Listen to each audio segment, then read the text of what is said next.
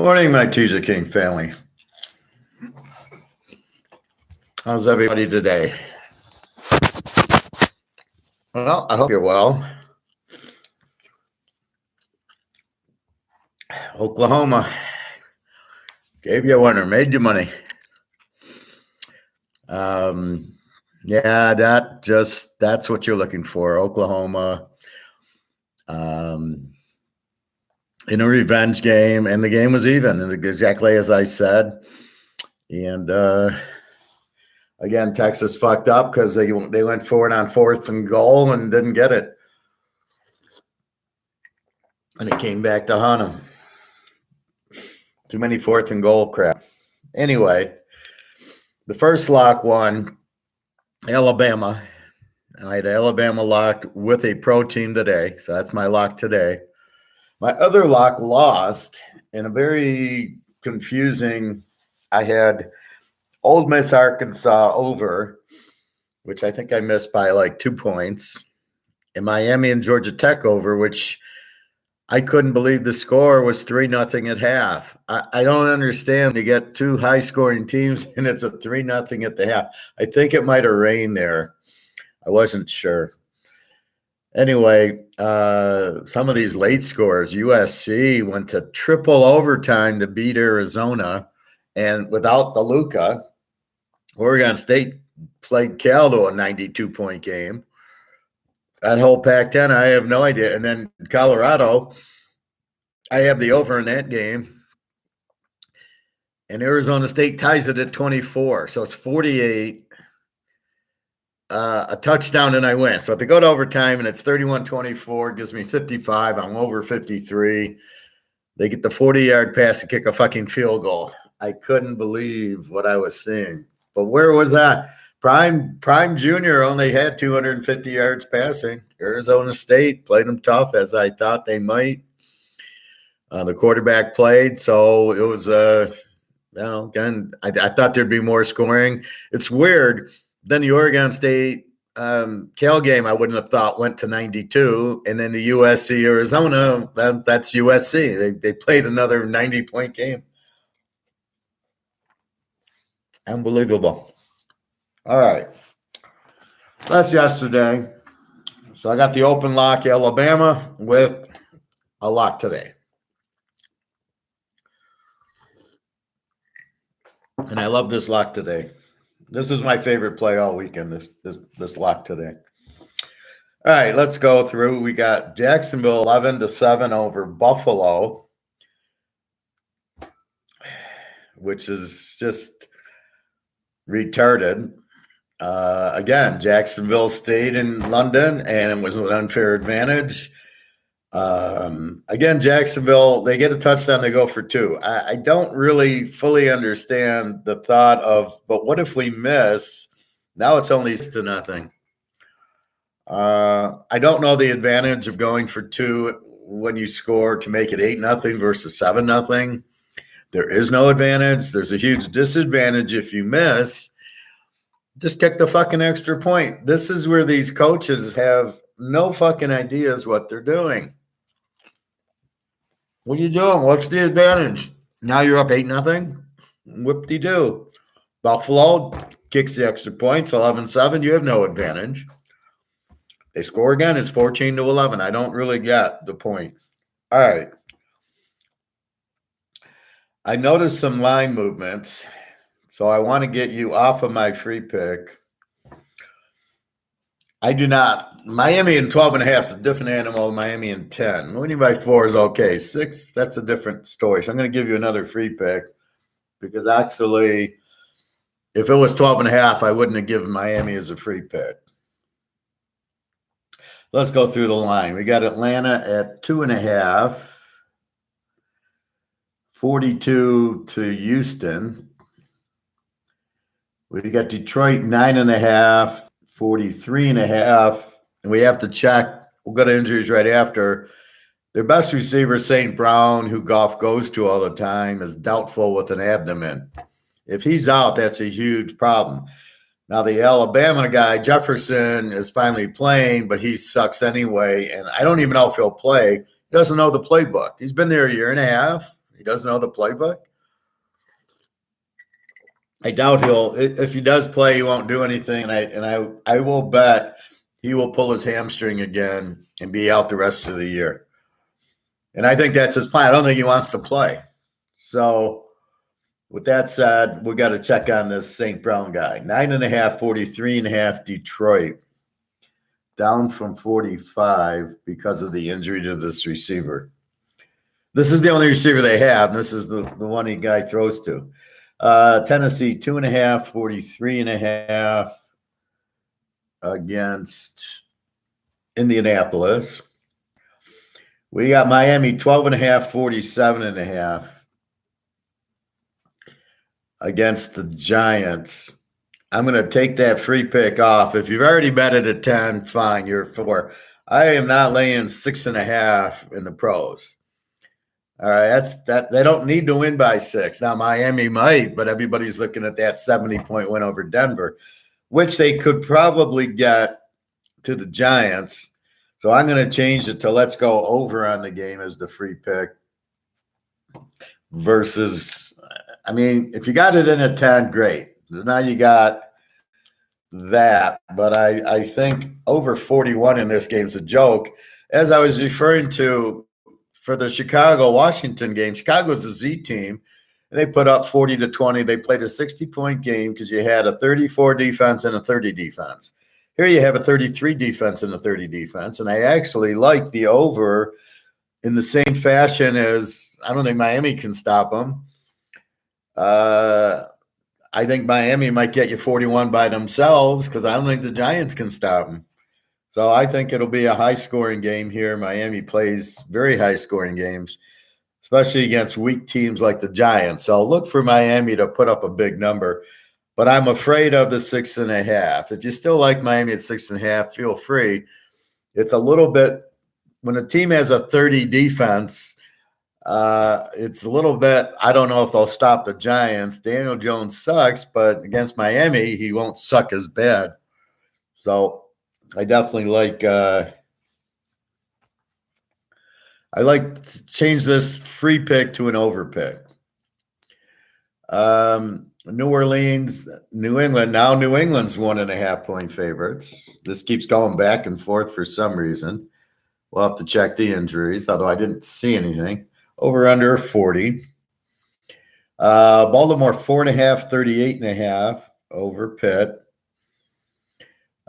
Cincinnati 3, 44.5. We don't know what the hell's going on with Joe Burrow.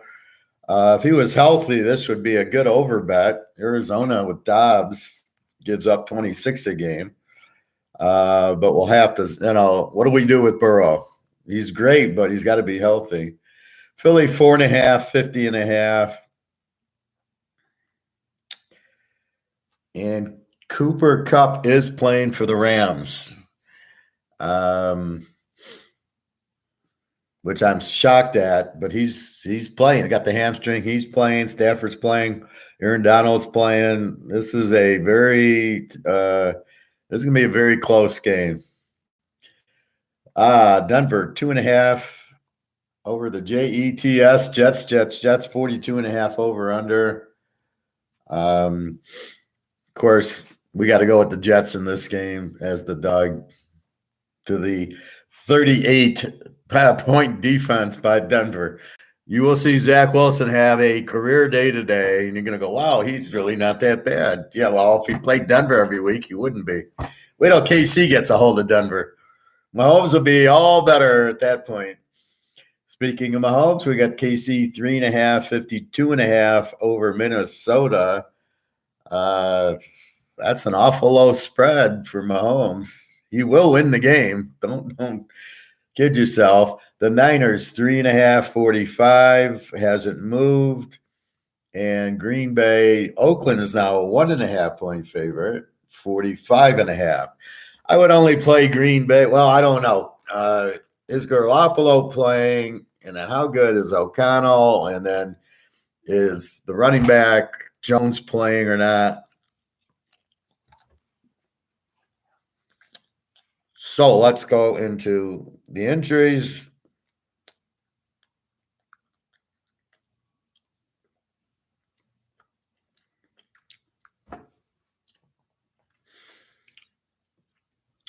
All right, Arizona.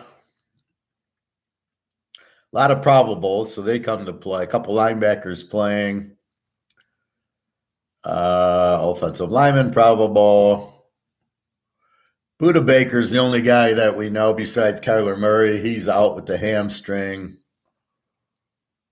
That's it. Atlanta. I'll leave the receivers out. I'm not sure if he even plays. Anderson, linebacker's out. Then we've got receiver. We got one receiver, two O-linemen out, a linebacker out, a tight end out, and a running back out. We've never heard of any of them, but they got 7 guys out. They're IR out. 2, 4, 6, 8, 9 of their players are out. Not even question, they're out. But it's nobody we've heard of. It's not the key running backs or anything. Baltimore at Pitt. Let's see. Beckham Jr. is playing. Linebacker out. Big Bateman, the wide receiver, is probable. So he's got his wide receivers. So you can tell it's a big game. They're playing Pittsburgh. Safety's probable. Diabo, a linebacker out. I think he's from Michigan. And then J.K. Dobbins with the Achilles. And the rest are out. A couple of linebackers are out. But they were August guys. Buffalo's playing now, so we're not going to pay me much attention. However, in this game, Von Miller is probable. So we have Von Miller back. I saw that last night. I heard he was practicing, but I didn't know he'd actually be playing so quickly. Like, you practice, you play. So, very curious. So, keep in mind, if Von Miller's playing, it's a whole different, but now they got pass rush. Now their defense got a lot better, so we'll keep an eye on that. Hey, the Real D. Good morning. Hope you're well. Carolina. Now, Carolina plays at Detroit. Defensive tackle probable, tight end probable, cornerback probable, linebacker probable. They're coming to play. Miles Sanders, the running back probable. Why do I point that out? Because last year they ran for 350 yards on the Lions. Has the Lions defense changed? Not at all. Carolina will probably look to run it down their throat again. They can't use Bryce Young. He sucks. So their only choice of winning is to run, and they got Miles Sanders. So we will see. Wide receiver Mingo playing with a concussion.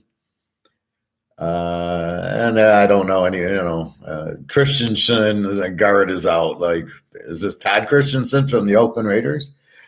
Bears play Thursday, Cincinnati. Real D, appreciate the free Oklahoma. Well, that's why I do what I do. I want to make you money, so I give free picks. If you would have bought the lock, you'd have Alabama today with the pro lock. Alabama was my number one lock, and I never doubted it. It was 17-10 at half, but when they came out and got the interception and scored, as soon as they took the lead, it was all over, and we got fucked. They blocked the field goal, and I knew they were going to block the field goal. I don't know how. I said they're going to block it, and they blocked it. And then the guy runs it in for a touchdown. I don't understand the unprotected, block. Oh, you blocked him and he wasn't, he's a non-protected play, whatever the fuck. All he did was hit him in the chest. He didn't clip him. He hit him in the, what the fuck is that blind side? It was right next to him.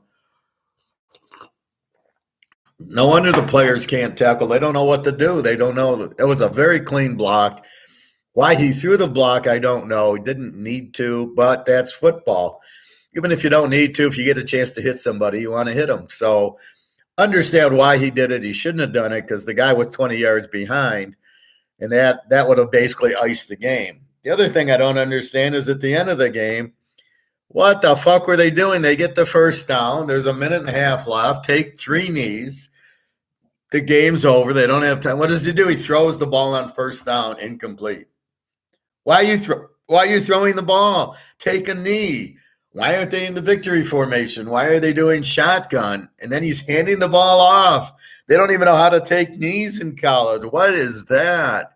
Get under center, hike, take a knee, take a knee, take a knee. Why you? This quarterback, Milrose, can't do that. I don't know what I'm watching here. Anyway, Milrose played a good game. The receiver was good except for that fumble in the fourth quarter when instead of just getting down, he didn't protect the ball. They punched it out, and A&M scored. Actually kicked a field goal. But anytime you get Alabama plus 3.5, and it ain't Georgia, it's a lot. Sorry, against A&M with their backup quarterback. I know Alex thought Texas was gonna win. He thought Texas A&M was gonna win. But that's why I'm not swayed. I make up my mind. I don't give a fuck what anybody says. Oh, Texas is going to beat Oklahoma. Yeah, but I'm taking Oklahoma. And once I make up my mind, which I made it up last week, it was there. Should have been a lock, but, it's Texas. So I played it in 2 teasers, as I should. And so if you would, so if you buy the lock, you could have had Oklahoma, Alabama for $1,000.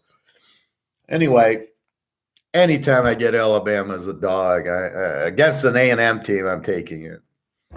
All right. Cincinnati.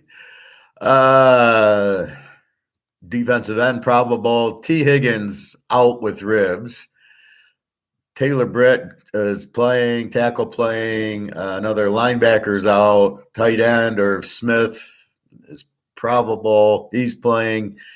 A wide receiver, Jones, I've never heard of. So as long as Chase isn't on here, the question is, Burrow's not on here. We know his calf's a problem. Until it's not a problem, it's a problem. Like Rising, until he's playing, he ain't playing. He needs the doctor's approval. I don't know why they wait till the last minute to sit there and say, why they don't say no. Well, he's not playing. I think it's a time thing, but that makes no. I would assume he's going to LA, getting it checked out, and the guy says yes or no. Not just, well, it hasn't been 9 months yet, so you can't play. What the fuck is that? So anyway, we'll see. But Burrow isn't healthy till Burrow is healthy. So I got to watch that game. Real deal, it was revenge factor. Well, that was part of it. Also, they have a really good defense, and Gabriel looked good. The revenge helped in the first quarter. By the fourth quarter, the revenge is not on the table. Now it's just a game, and we're going to try to win it. When they won it at the end, revenge had nothing to do with it. So understand revenge. It's the first quarter. That's it. It doesn't last the whole game because then you get into the game. But you have a very emotional team because of it. If Bengals lose today, their playoff hopes is over today. Understood, but until Joe Burrow's better, the way Arizona's playing, they beat Dallas. This is the NFL. I don't know what to say. If Burrow's 100% and they're laying 3 at Arizona, yeah, maybe we play it. But I'm not. Until Burrow's better, Burrow is not. I'm not betting on him. There's other fish in the sea.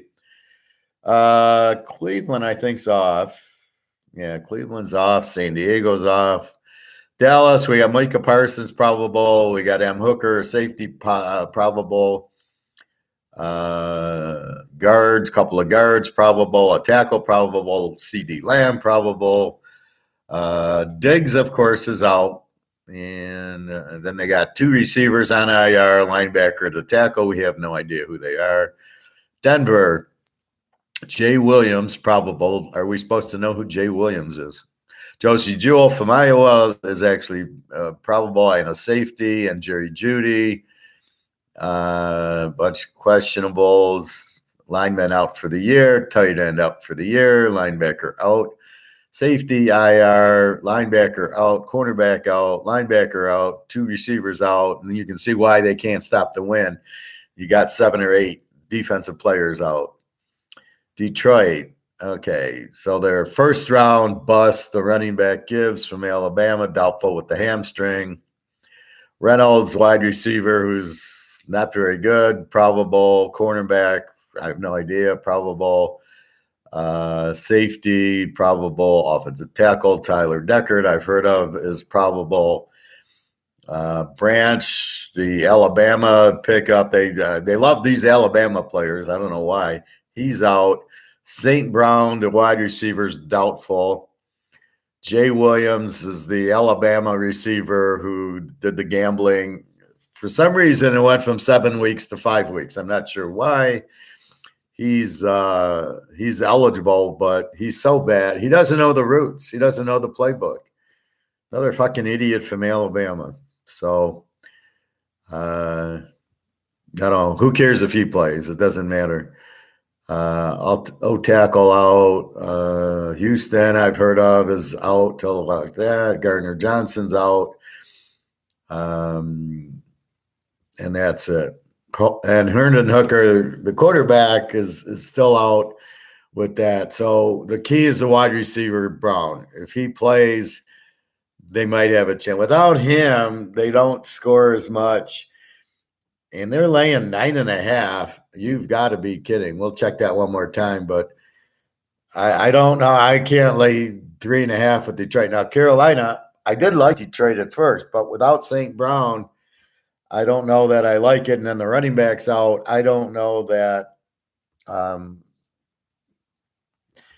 Goff can only throw to that receiver. The other receivers are terrible. So I don't know. Now, I have Carolina as a W, and Vince Young is terrible. And Goff is terrible, the biggest choke. And I don't know what to say in this one. A W against the B. The Carolina defense is 26, Detroit's 21, but they got the cornerback out. I don't know. I mean, Young's terrible, so they're going to have to run it down their throats like they did last year, and we'll see. The real D, Dallas versus 49ers, loving the under, top 2 defensive clashing. You would think that, yes.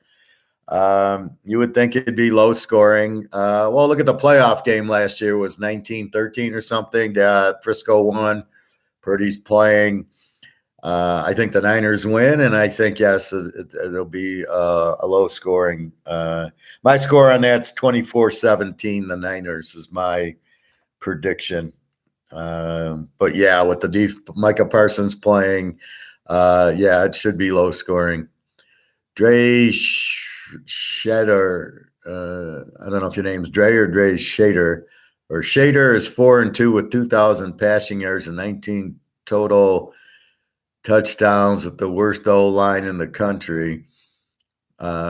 Just shows how skilled and talented Shader is best quarter. Oh, come on, don't go there. Have you seen the USC quarterback, by the way? Have you seen the Washington quarterback? Have you seen the Oregon quarterback? And then there's Cam Rising. Now, Hartman does not look as strong as he does. I think it's the play calling's terrible. And then there's Van Dyke. So let's not get carried away there. This is about reality, not what you think or that. This is what's really happening. And if you look at Hartman was 14-0, and Caleb Williams is 21-2 before these games. And Prime Jr. only threw for 230 yards and a couple of picks. So I'm not going there. But it doesn't matter. It's your opinion. That's fine. I look in more of a statistical world where Caleb Williams is 21-2. That tells me that statistically he's better, but I know I would much rather have Hartman, Van Dyke. I'd rather have Cam Rising, to tell you the truth, if he ever gets fucking able to play. That guy's a winner. All right, so Detroit, Green Bay. Watching the wide receivers probable, cornerbacks questionable, linebacker out, safety out, OT, Bakhtiari. I don't think he's played a game in like 5 years. He's like Julio Jones, Bakhtiari. It's funny. Rodgers wanted him for the Jets, so he could be an IR with the Jets instead of with the Packers. Let's see. The most important is Aaron Jones, running back, questionable. with the hamstring as of Thursday. So he's still, based on the spread, Oakland 1.5. I don't think he's playing. Like I said last week, I didn't think he was, he played four plays and that was it. So I'm not jumping on Green Bay because Jones is questionable with the hamstring. I don't think he'll play, or if he does, he's not going to play well. A couple more questionables. I don't know. Green Bay, I don't like Love. Oakland, I certainly don't like O'Connell. Well, let's see who's playing for Oakland. Houston playing Atlanta. Both offensive tackles are probable. Wide receiver Mechie from Alabama is actually going to play. A guard's probable. They got all their offensive linemen back. Linebacker, cornerback question, but they'll play. Tackle out. Linebacker out. Pierce, the running back we've heard of, is probable. That's good. We got a linebacker and a cornerback and a center probable. Cornerback Stingley out from LSU. Defensive tackle out, wide receiver out, center out, guard out, tackle out, tackle out, tackle out. Jesus Christ. All these injuries, ankle, back, knee, leg, knee, foot. I mean, it's unbelievable. But I don't see, this is what, Houston has Stroud. So I don't see Stroud on the list. So he's playing, which is key. Indy. Now, big thing here is Jonathan Taylor, the running back, is playing. He signed his contract. I love how they call it an ankle injury. He signed his contract. He's playing. We look at Indy. They're 2.5. Home dog to Tennessee. Richardson looks like he's playing. Tackles out with the concussion. Defensive ends out. Linebackers out. Guard probable, tight end probable, center probable. Ellinger, I don't know why he's listed. He's the backup quarterback. I don't see anything else in danger. So you've got Jonathan Taylor back. The problem is you've got Richardson who wants to run. Can Richardson even hand the ball off? So he's running, and but Richardson can't throw the ball. So they're playing Tennessee. So if Tennessee takes the run away and says Richardson beat us passing, he can't do it. I watched 2 plays. He airmailed the guy wide open on the receiver, and the other one he threw 5 yards in front of him, like the Alabama quarterback did yesterday. So I don't know what to do with Richardson. I don't know if this game's an under or not. You got an 18 defense playing a 25 defense. Indy's not an under team. Tennessee is, as we know. And they got Derrick Henry, who's going to run up and down the field on Indy. So this is a very tricky game here. Jacksonville is playing now. We'll check the score in a minute. Kansas City. Kansas City is coming to play because 1, 2, 3, 4, 5, 6, 7. First 8 guys are all probable. That means they are playing. They're not fucking around with injuries. One of them's Tony. Couple of linebackers, O-linemen, 2 cornerbacks. So they're coming to play. Mahomes is not even listed. I know he tweaked his ankle 2 weeks ago. They're coming to play. Look, KC's only laying 3.5 against Minnesota, a team with no defense. So if we look at that game real quick, KC's got a 15 defense, Minnesota a 24. Mahomes is not going to have a problem in this game. And I don't know. KC to me is showing me defense, so I don't. And this would have been an automatic over, right? Minnesota, Jefferson will get his 4 touchdowns. Mahomes will throw his 4. But Mahomes, they're not scoring. They're a B team, but their defense is a 15. So you got to keep that in mind. You can't ignore that their defense is a 15. Now they played the Jets 23-20, so it was a 43. But here you got a 52. This is a little different. So just let's analyze. San Diego is off this week, unfortunately. See, I hate with these buys. I want to bet San Diego. I want to bet Seattle. I can't. They're not on here. San Diego's the easiest team to bet. You just play the dog in the game. You win every single one. The Rams, Cooper Kupp playing. Williams, the running back, playing. Skronak, the wide receiver, playing. Everybody's playing. Stafford probable with the hip. Higbee, the tight end, playing. So they're out. They're out to play. Stenson Benson is out with an illness. I don't know what that is all about. But the Rams look good, and they are playing, and they got Cooper Kupp back. The way Philadelphia is playing defense, I like the Rams in this game. 4.5. You get 10.5. The Rams at home. Philly's not strong defensively like they've been, and we got to check Fletcher Cox.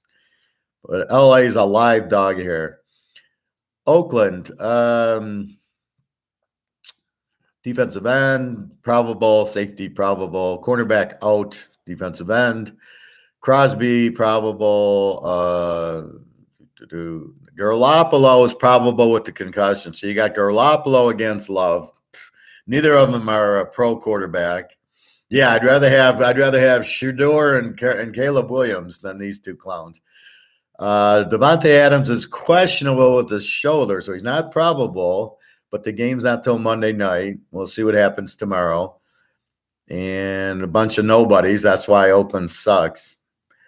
Miami, wide receiver Claypool's out because he was acquired. Oh, okay. Tackle out, safety probable, lineman probable. Ahmed, the running back from A&M, is probable. That's good. Barrio is probable. A guard, questionable. They all play. Eli Apple, questionable concussion. We hope he's out. Now, two receivers, Ascuna and Craycraft, are both out with neck and shoulder. Jalen Ramsey, mid-December with the knee. So that's what hurts him. You sign Jalen Ramsey, he gets out with the knee, but he costs you a lot of money, so the backups suck. And that's why Miami, if Ramsey's in, they might be an A team, but without him, they're an over team. They can't stop the win. They're giving up fucking 30 points a game. This is what you got. Minnesota.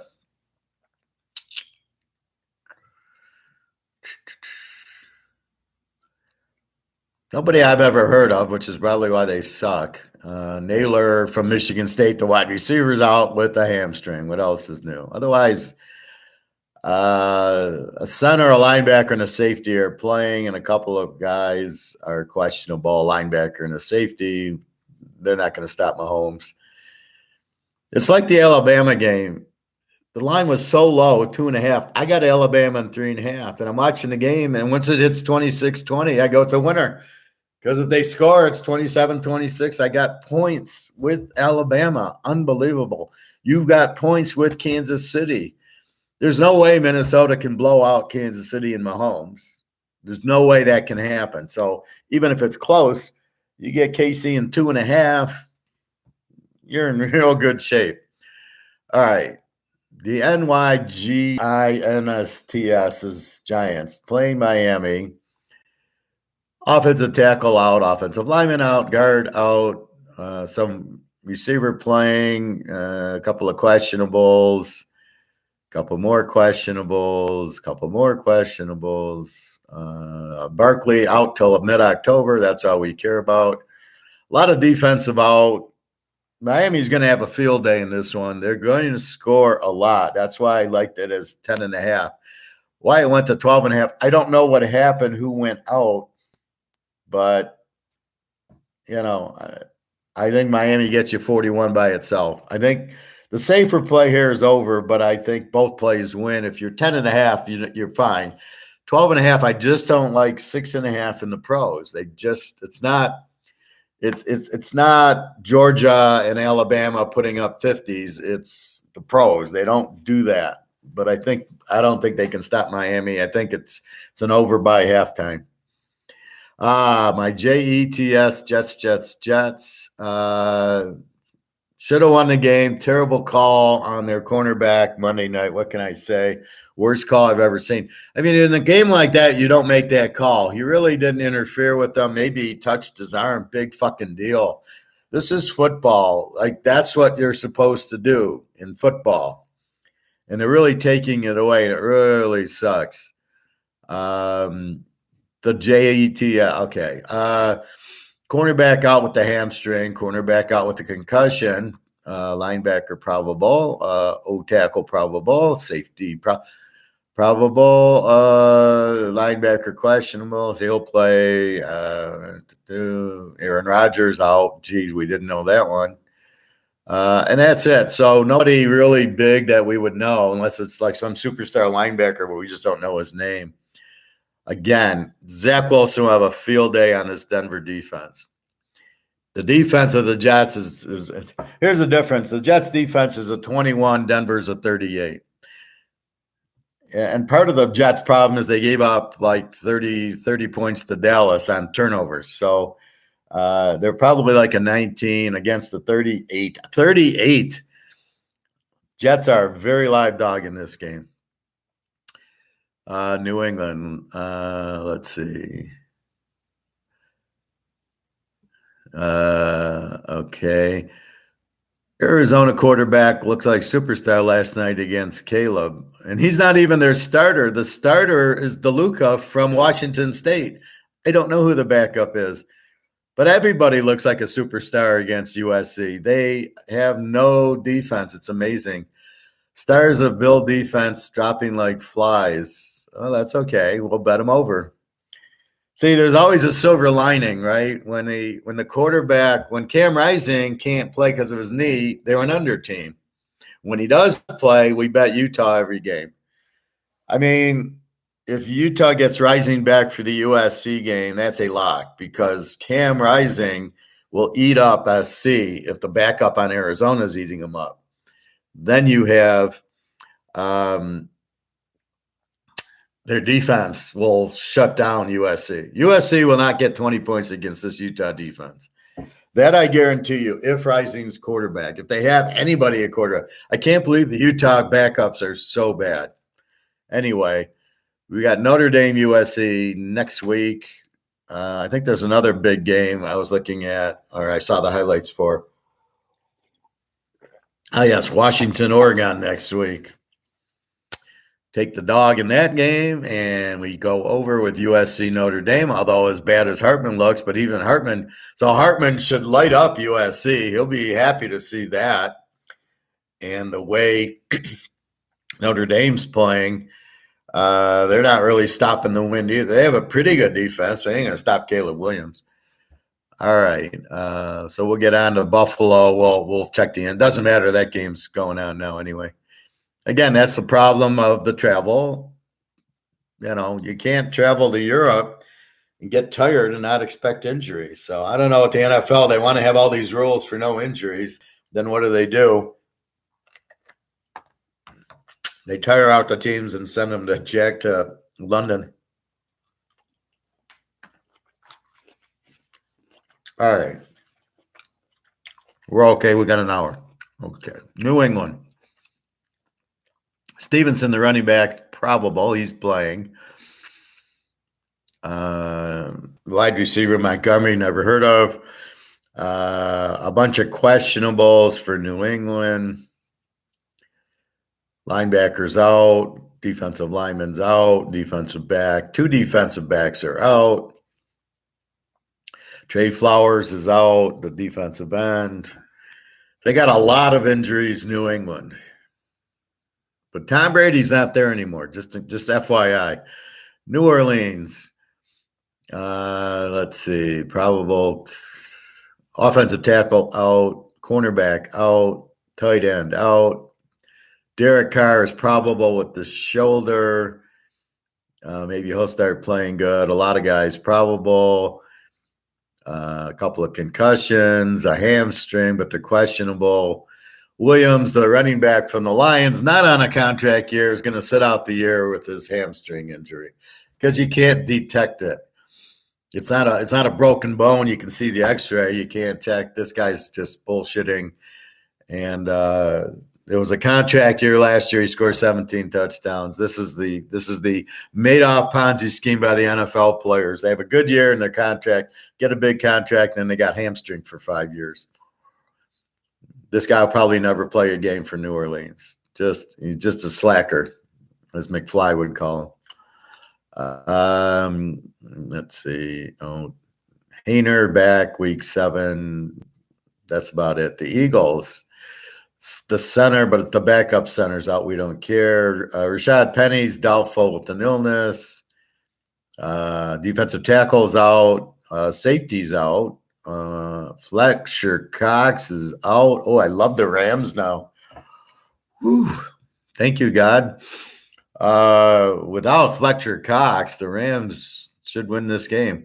Watkins probable. Safety probable. Cornerbacks out. Kobe Dean. My Georgia guy's out. Wow, Fletcher Cox is out, and I got Cooper Kupp playing. Ooh, it's in LA, and they're getting 4.5. Oh, my God. Okay. I've already played him, but I might have to play him again. Pittsburgh, they suck. Offensive tackle out, defensive end out, offensive lineman out. Kenny Pickett, probable with the knee, which doesn't help Pittsburgh. Freiermuth, the tight end, out with the hamstring. McFarland out with the knee, the running back. The Dennis Johnson, the wide receiver, out with the hamstring. Couple of defensive tackles. Haywood, we've heard of. He's out till mid-November. So Pittsburgh's in bad shape. The one player they don't want to play is the quarterback Pickett, who's playing. The problem is who do they go to? Trubisky? Is that better? I don't know. Where do they get these quarterbacks from? Unbelievable. What's your underdog pick of the day?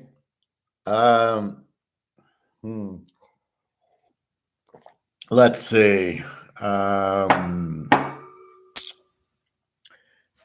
Well, let's see. I have 1, 2. I got 2 underdogs. So I gave you the Rams. The Rams are a live dog without Fletcher Cox. How about that? You can play it with the Miami over 47 down to 41. They're going to get 41 on their own against the Giant defense. Jones will run around. Maybe he gets 14 points. That's such an easy over. All right, so Pittsburgh, we've talked about. The Niners. Everybody's playing. It's a big game for them. Eli Mitchell, the running back's out. We don't care about. And we don't see Bosa on the injured list, amazingly enough. All right, Seattle is out, unfortunately. I hate that. Tampa is off. Tennessee. The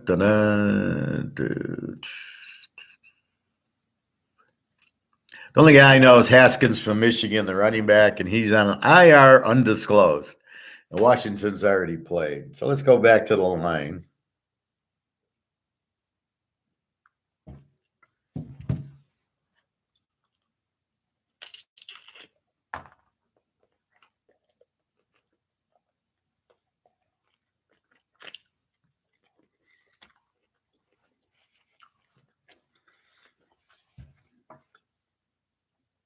And always refresh it. It's still 11-7 Jaguars in the fourth quarter.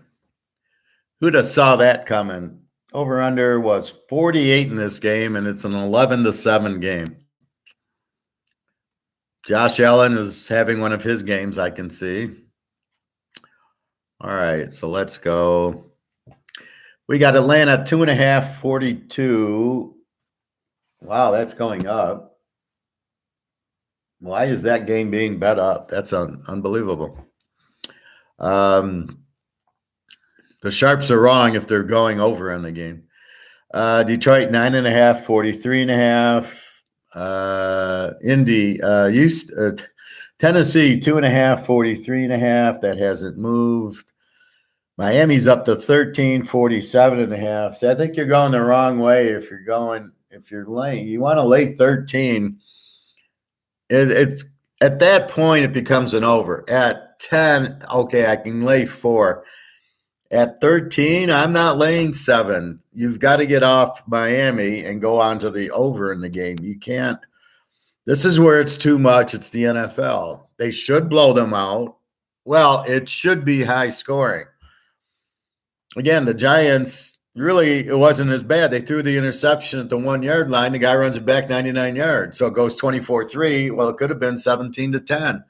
Could have been more competitive. But, the Giants will drive on Miami. Their defense is terrible.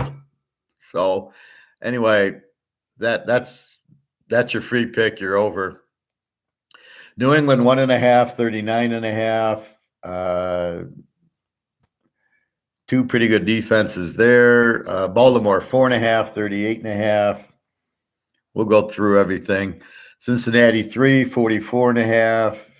Hasn't moved. Philly 4.5, 50.5. Now, why is Fletcher Cox out? It's still 4.5, 50.5.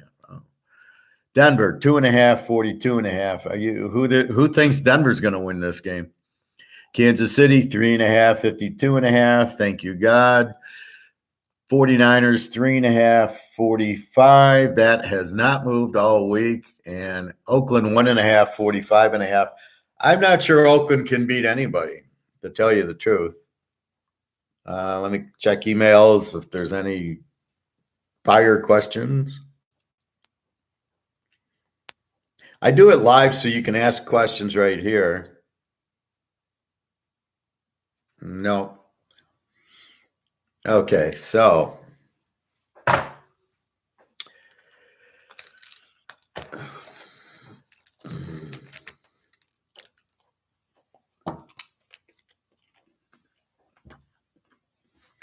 Houston, Atlanta, 2 under teams, 2 teams that don't score a lot, have good defenses, a 20 defense and a 19 defense. Atlanta 2.5 and 42 in a teaser. Atlanta's like San Diego. You bet on them, you win. You bet against them, you win. You just bet a teaser in the Atlanta game, you win. Nice score, 19-17. Detroit, 9.5, 43.5. Detroit's a B team, although they're without their receiver and their running back. Carolina's a W team, means they suck. They can't score. Steve Young is terrible. I got 31-10, but I got that score I got to drop because they don't have St. Brown. So I'm going to go 21-10. Carolina's got a 26 defense. Detroit's a 21 with quotations of, oh, by the way, they beat KC without Kelsey. They gave up 37 to Seattle. Then they play Atlanta at 6 and Green Bay at 20. You figure out, let me know. I think against a good passing quarterback, Mahomes, if they were healthy, if they played him now, or Herbert's going to light him up, they're in trouble. Their secondary sucks. But against Riddler in Atlanta and Love, these quarterbacks suck. They couldn't get to their weakness or to war. So therefore, if they can't get to their weakness, then Detroit looks good. And that's the whole problem. Detroit's not that good, but they look good against weak quarterbacks. Today they got a weak quarterback in Steve Young. They should handle him without problem. I mean, he's terrible. So I think, if anything, probably a lower scoring game, especially with St. Brown out. Tennessee's an under team. They don't score. They give up 18 a game, although Henry is back and looking good. Indy's an E team. They score mid-25. They give up mid-25. They're an over defense, 20. So an 18 defense against the 25. I got 2017 Tennessee. I think Indy's a live dog at home with Taylor back, but I can't trust Richardson. They were getting shut out by the Rams. See, that's different. They were a favorite to the Rams, if you can believe that. Hence the lock on the Rams. But now, again, Stafford's back and Aaron Donald's back. Now you add Kupp to the mix. But in this case, you have that. now they're a dog, but is Tennessee really going to dominate them? I can't imagine that. So 2017, Miami and the Giants. Giants are a Z team. They don't score. They give up 33 a game. Miami's an over team. They score a lot. They give up 30 a game. So it's not like they're a good team. I got 42-17. That's the free pick until it hits 13. Then it's go free over 47 down to 41. That should be by halftime, I would think. New Orleans, New England, they're both under teams. New Orleans a 19 defense, New England a 24 defense. I got 17-16 roughly. Now, if Jones plays, Carr's playing. You got Kamara back. You got Olave. You got Thomas. Look for New Orleans to get better. I think they're a live dog here. And Jones is terrible as far as I can see. New England. I mean, I got 17-16, but I think New Orleans could win this game. Baltimore, Pitt. Baltimore is a B team. They only give up 15 a game. Pitt's a W team. They give up 25, and they don't score because Pickett sucks. A 15 defense again. That's a big spread, 15-25. I like Baltimore. 27-14, but I think it'll be closer. It's a rivalry. Don't kid yourself. I don't think Pitt can win, but I think they can keep it close. But again, you're only laying 4. Philly and the Rams. Philly's a B team, not an A team. 23 defense. The Rams are an E team, only giving up 21. They're almost a B team also. They're looking good. Stafford's looking good. They put up 23 on San Francisco. I got Philly 24-23. Both teams have a decent defense. The Rams are definitely a live dog. Could definitely win with Fletcher Cox out. That definitely helps. Although, Philly's loaded with Georgia defensive players. Scares the hell out of me. But their defensive coordinator, I think he's in over his head. They changed.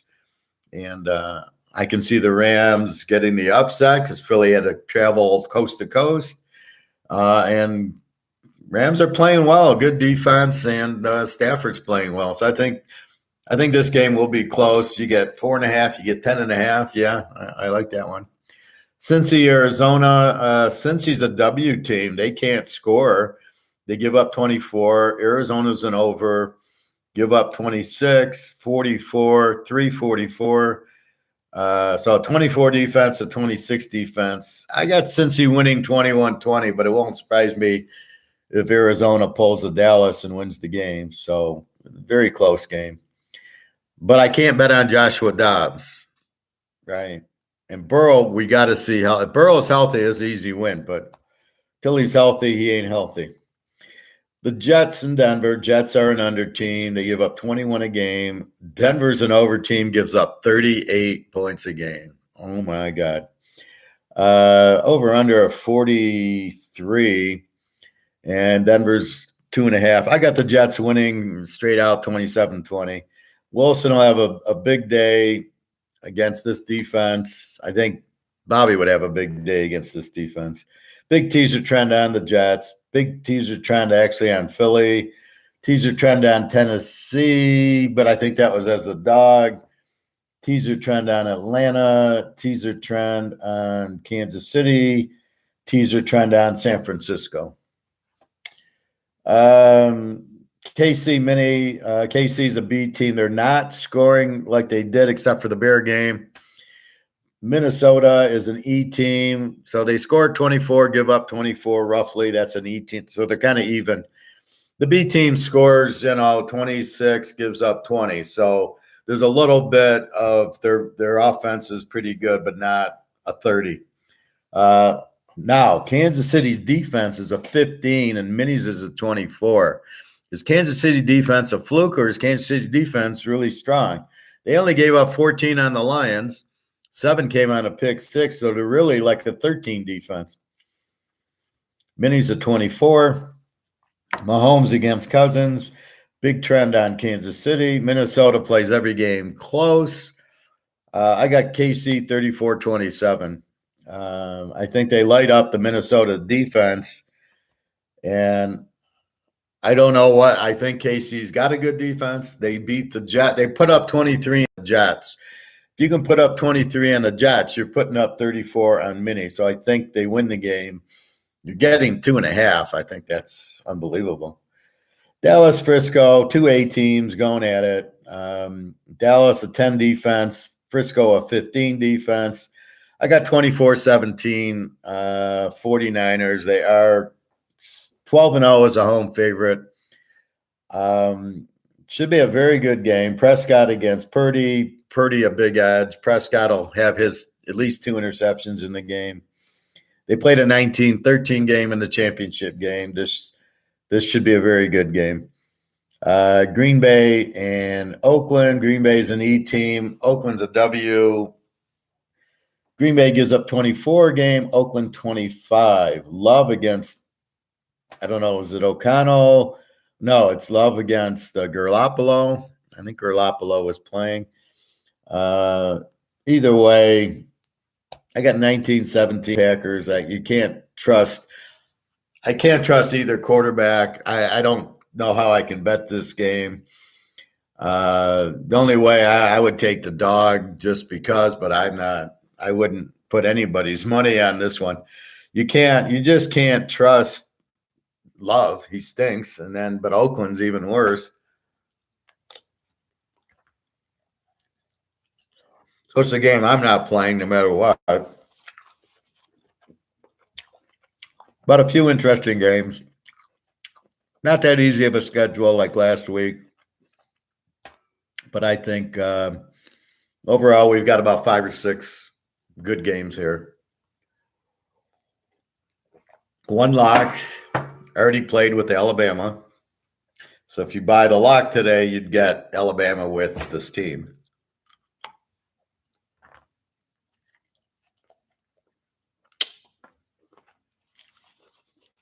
Which could help you. Couple over-unders. Like I said, the Miami free pick over. So if you've already laid 4.5, you're okay. But I'm not laying, if you're going to bet it now, I'm not laying 13 down to 7. It ain't going to happen. Real D, I like the Steelers today. I don't think NFL let Ravens go 3-0 in their division. Oh, so it's scripted? Is this what, the WWF? Good luck on Pittsburgh. You want to bet on Kenny Pickett? Good luck. Now, I don't bet on Lamar. He's not a pro quarterback either. I think both quarterbacks stink. I don't know what to tell you on that. Based on looking at what I'm looking at, I would never take Pittsburgh in this game, but I wouldn't take Baltimore either. I would not take Baltimore as the favorite here. This is a series I could see taking the home dog in, but good luck with that. I would lean you away from that game into the other games that we talked about.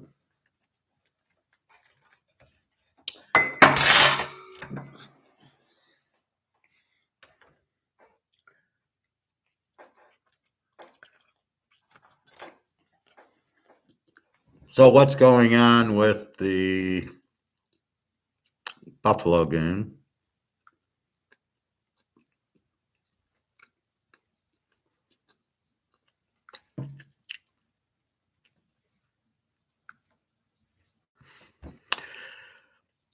Well, we still got 11-7 Jacksonville. There's 8:22 left, and Jacksonville's got first and goal at the Buffalo 6. If I'm Buffalo, I'd be kicking and screaming that they got fucked playing Jacksonville, who stayed in London and didn't have to travel. Unfair advantage. I don't know why Buffalo's only got 7. Jacksonville's defense is a 21. Buffalo's is 4. So it looks like it would be an under game. 2 pretty good defenses. And don't forget, Jacksonville had held KC down to 17. I think it was 17-7 or 19-7 or 17-9 or something like that when they played. But then they played and they gave up 31 to Indy. So I have no idea. Sometimes these over-unders are really mysterious. Like yesterday, I had Ole Miss over. That was one of my locks. Ole Miss, Arkansas should be a 60-point game. And and they're not. And then you see some of these games go over. Now I added the Kansas game because UCF's quarterback played, and Kansas just smoked them. And then I added Utah State, Colorado State when I was going through it in class, looking at over teams, and they came in. Jacksonville scored. They're up 18-7. If you bet Buffalo, you're fucked. If you bet under 54, you're looking good. The over 42, you're fucked. So this is because Jacksonville stayed in London for the whole week. That's what I tried to warn you about. I did not play the game. I don't like Trevor Lawrence. I don't think he's doing anything. But again, Buffalo to only score 7 points is terrible coaching. I mean, with all that offense, how do they score 7? Now, what you take out of this is next week, if Buffalo's off, okay, or if they play, now they're off of a loss. So if we look at teams off of a loss, it just gives you more. It gives you more emotion on the team, right? The team's going to come out off of a loss. So today, let's see. Well, you can't count. Carolina's always going to be off. I don't think they're going to win all year. Tennessee won. Indy's off of a loss, but they suck. I think Miami, didn't they play Buffalo last week? I got to pull my week 4. Yeah, so Buffalo, Miami lost to Buffalo, so they should be pretty pissed. Let's see. Atlanta's off of a loss. Chicago won. Cleveland's not playing. Cincinnati's off of a loss, so look for them to play well, but again, it's a Burrow game. LA won. Indy's off of a loss, but they suck.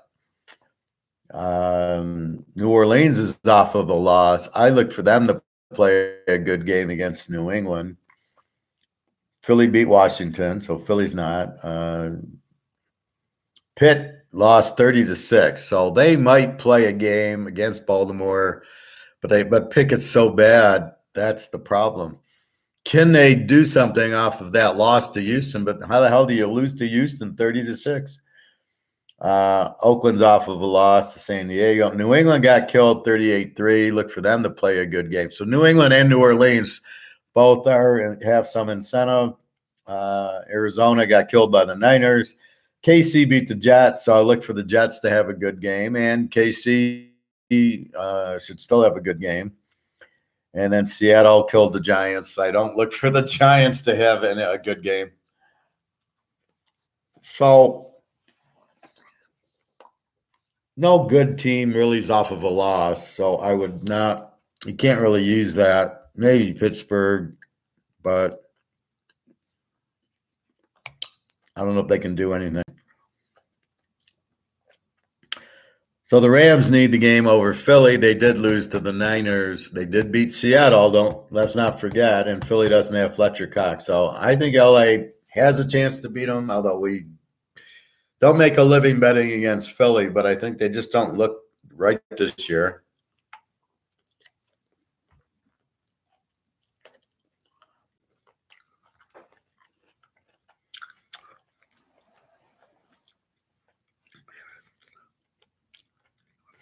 I mean, I think KC should beat Minnesota. The Jets should beat Denver.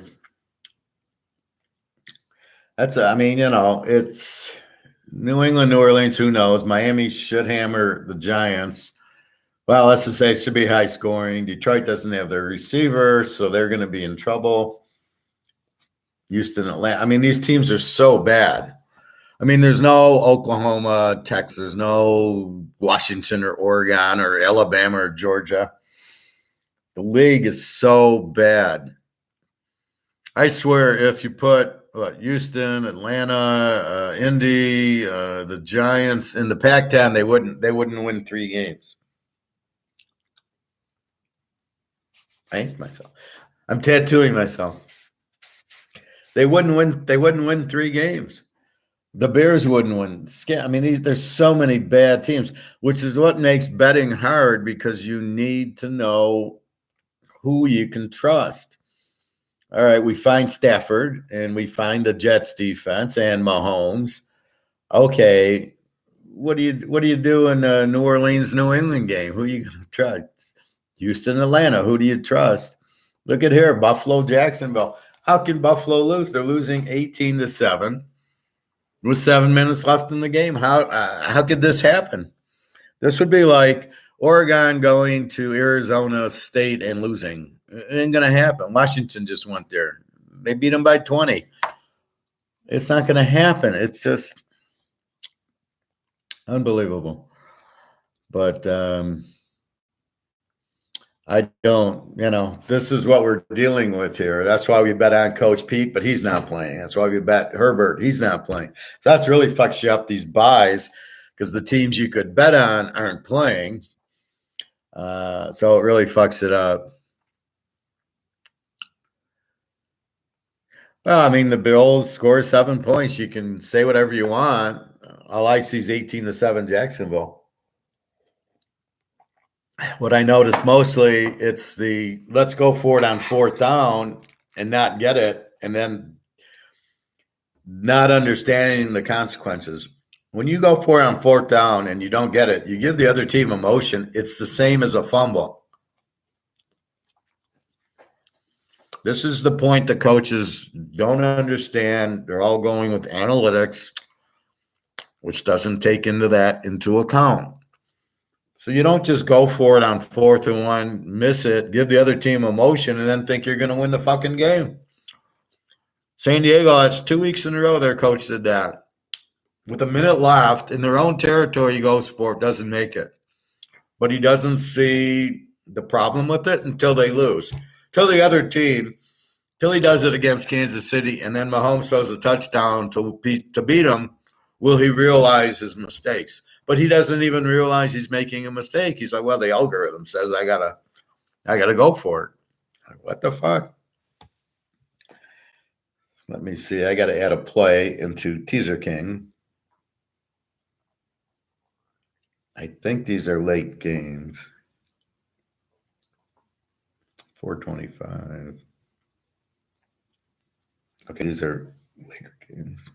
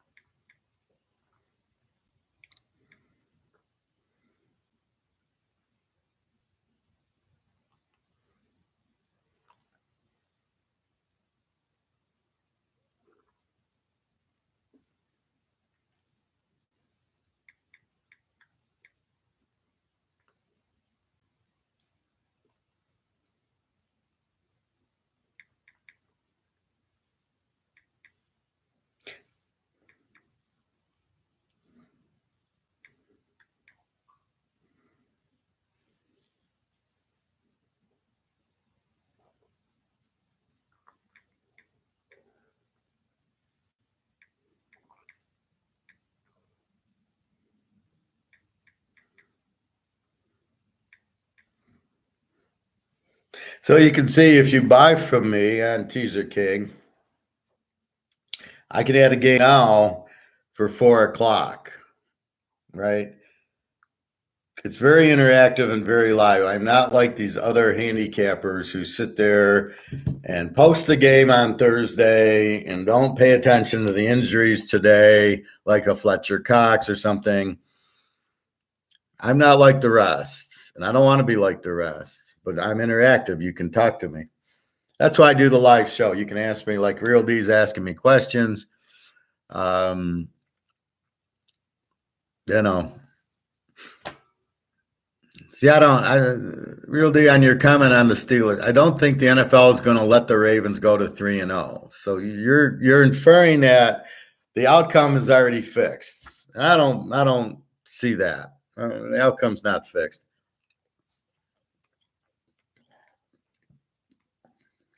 I don't think they know who's going to win Cincinnati at Arizona. I don't think Cincinnati's going to win.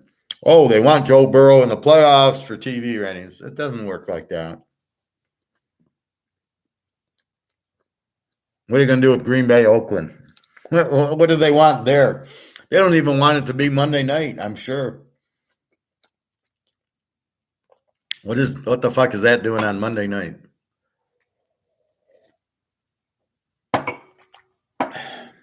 Anyway, so it's a tough week. Well, it's not tough. It's like Tennessee, Indiana. We don't know. We know Taylor's back. We know Richardson sucks. He wants to run. He can't throw. Tennessee, good defense. Henry's back. Is Henry going to run the ball down their throats? More than likely he will. And then can Richardson do anything? Now, maybe Taylor can do something. But again, there's too much unknown. Is it an over or under? We have no idea. I mean, Indy's defense is a 25. It's not good. So that's the problem with it. It's really, like yesterday, I had Michigan laying 13 points to Minnesota. Okay, that was pretty predictable. Alabama was pretty predictable. Florida State was pretty. You knew they were going to win pretty good. You don't know. I mean, there's no. I got 118 Buffalo who's losing to Jacksonville.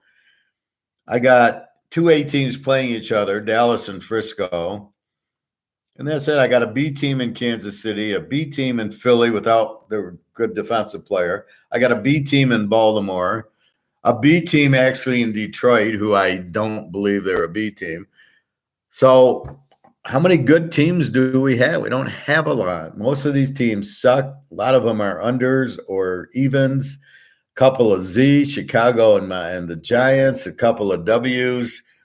Carolina and Pitt and Cincinnati, and Oakland, some strange W's that you don't think are W's, but that's the whole point of the grade. You got to realize Pitt and Cincy are not scoring. So you want to bet on them, but they're not Pitt and Cincy from last year. That's the whole point. You can see, if you look at it, you go, oh, Miami's an over, right? The Giants are Z, they suck. Arizona, you would think, sucks with Joshua Dobbs as an over team. They score a lot. Denver's giving up 38 a game. You never would have thought that. They always have a good defense. The Jets, we figured, would be an under. They would have been an A with Rodgers. Kansas City's not an A. They're a B this year. They're not scoring like they used to, but they should have a good day against Minnesota.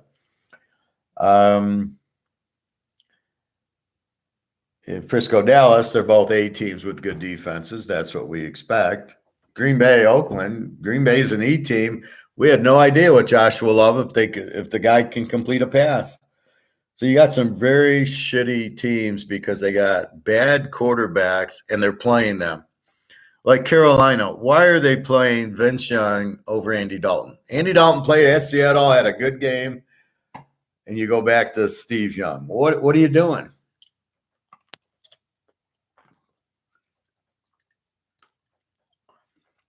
I mean, I just don't get it. Well, we'll give them playing experience. Playing experience is not going to help these guys. They're not good. They're not good. They're not going to get good by playing. They played college. They should be able to look at Brock Purdy came right in and played. Joe Montana came right in and played.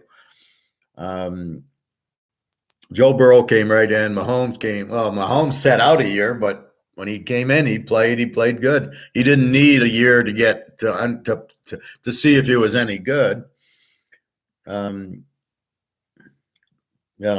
is not good, and Garoppolo is not good. You don't need time to see if they're good. Give them another 5 years to see if they get better. Jared Goff's a choke. No matter what you think, he's a choke. Rams lost the Super Bowl 13-3 because he couldn't complete a pass. Yeah, he's a winner, all right. So you've got to understand that. The only reason the Rams went to the Super Bowl was the running back, Todd Gurley, got you all the touchdowns and all the hard yards, and Goff fed off of that and threw some little short passes. Here he throws long passes, but in the critical games, he doesn't show up, or he throws like against Seattle, throws a pick six, loses the game. That's a choker.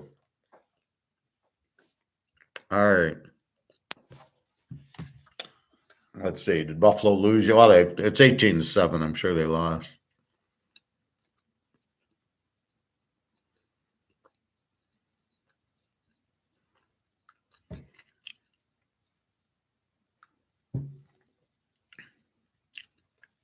Well, it's 18-13. So they go for two to get to 18-15. Okay, I get that. That I don't have a problem with. 4 minutes left, 2nd and 4. Jacksonville's got the ball at their own 31.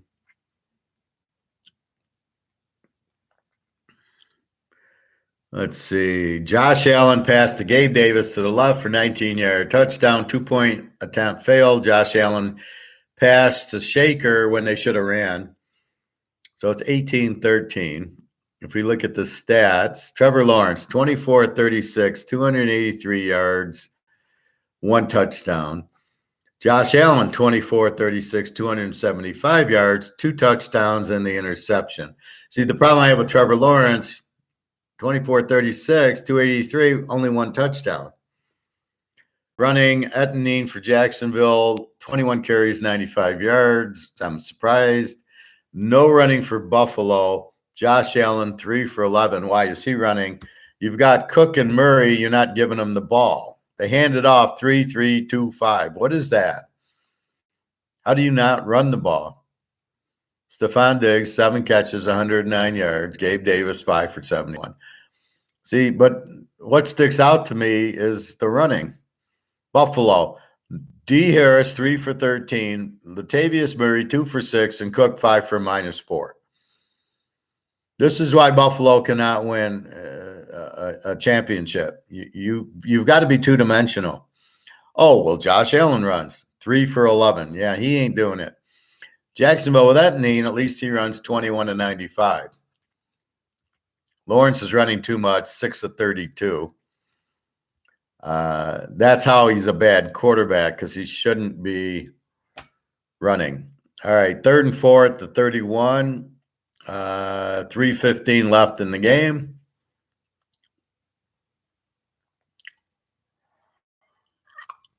So Buffalo might win. If you're laying 5.5, if you've teased them even, you have a chance. 31 points, you still can't get your over. You have won your under, because this is not going to overtime. And by Buffalo going for 2, they now have to score a touchdown. Now, Jacksonville going for 2 in the beginning, getting 8. So it should be 17-14 should be the score now. So Jacksonville, that's their benefit of making it. But had they missed it, it would have been 16-14. That's my point. So if they would have fucked up and missed the 2-point conversion, which aren't easy, it would now be 16-14, and a field goal beats them. Or if you just kick the extra point, now it's 17-14, a field goal doesn't beat you. You got to play like that.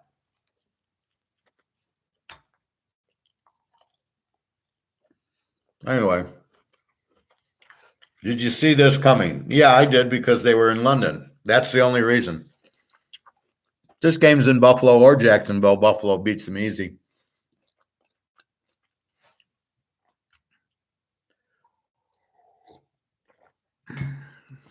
Let's look at a few games from yesterday.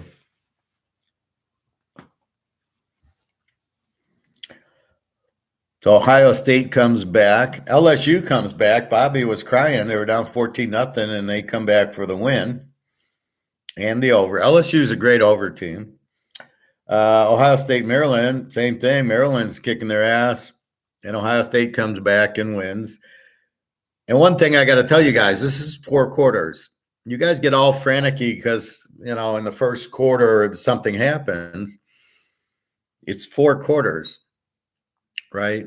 So if you're doing live betting and Maryland had a 14-0 lead, you're going to make a fortune, because Ohio State's going to win the game, and you just take it. Now in the Michigan game, Michigan kills them, laying 18. They win by 50.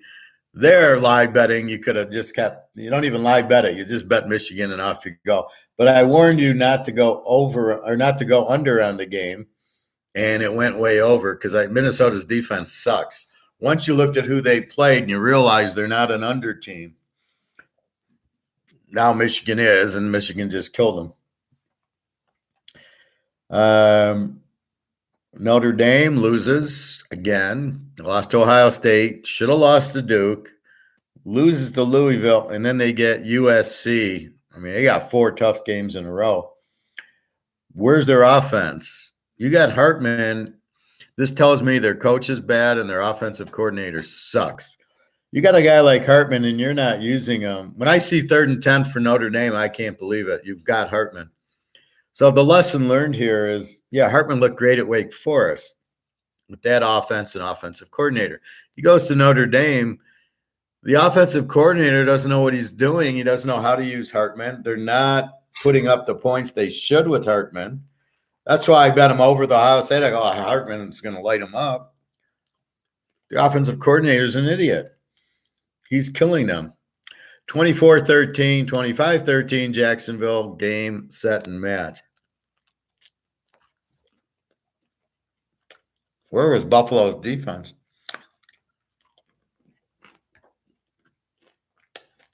And Jacksonville probably shouldn't have scored. They probably shouldn't have.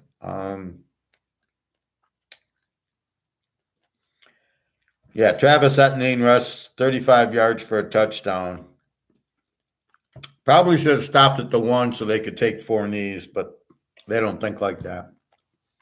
Anyway, so Notre Dame's offensive coordinator is an idiot. Now you got USC. Hartman should light him up. Do you know how to call plays? Or are they going to run so USC doesn't get the ball? I hate that. I hate when you got a real good offense and you start running to keep the ball away from the other team's quarterback. And you end up with a 3-0 halftime score, and you're like, well, what the fuck? Why don't you just play your normal game? So Notre Dame, terrible coaching, terrible offensive defense. Miami loses to Georgia Tech. What the fuck? Same thing. It was 3-0 at half. I don't know if it was a rainstorm or what there. I thought it was raining. I mean, I saw a highlight. I'll have to check that score. But otherwise, what is Miami fucking around with Georgia Tech for? And not scoring. I mean, 3-0. Miami with Van Dyke plays 3-0 at half with Georgia Tech. Are you kidding me? Georgia Tech's defense gives up 30 points a game, and you got 3-0 at half. You don't even score 30 in the game. These are the things that drive you nuts, because Miami with Van Dyke should be putting up 50 points in that game. And yet they get 20, and you're like, and they lose the game, and you're like, this coach is terrible for Miami. Iowa State came back over TCU and played the under that they normally play. Fresno State loses to Wyoming. Again, Wyoming at home is a very good team. They look pretty good. Boise goes over. The Utah State, Colorado State, those overs went over.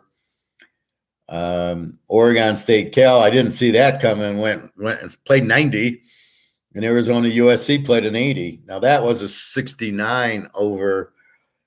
I didn't see even with Arizona with a good defense couldn't hold USC's offense, but USC can't stop anybody. But this is the problem with the coach. He, even at Oklahoma, never had a defense. You can't go into the playoffs without a defense.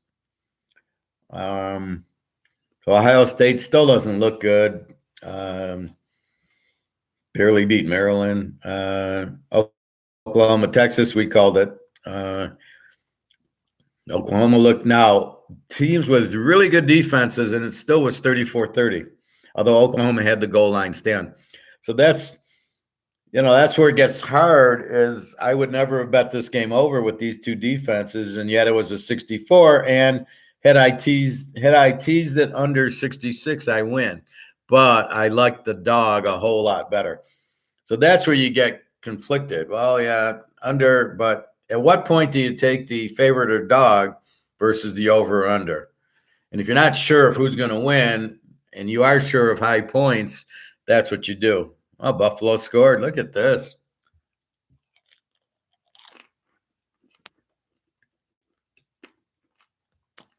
Well, maybe you get the over. Josh Allen, 3-yard touchdown pass. What do you mean? 4 plays, 75 yards.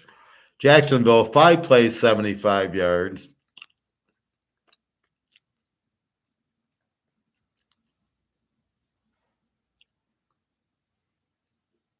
So here's the fourth quarter. Jacksonville fumble. Buffalo throws an interception. Jacksonville touchdown. Wow, he threw the interception deep. 3rd and 15 at the 41.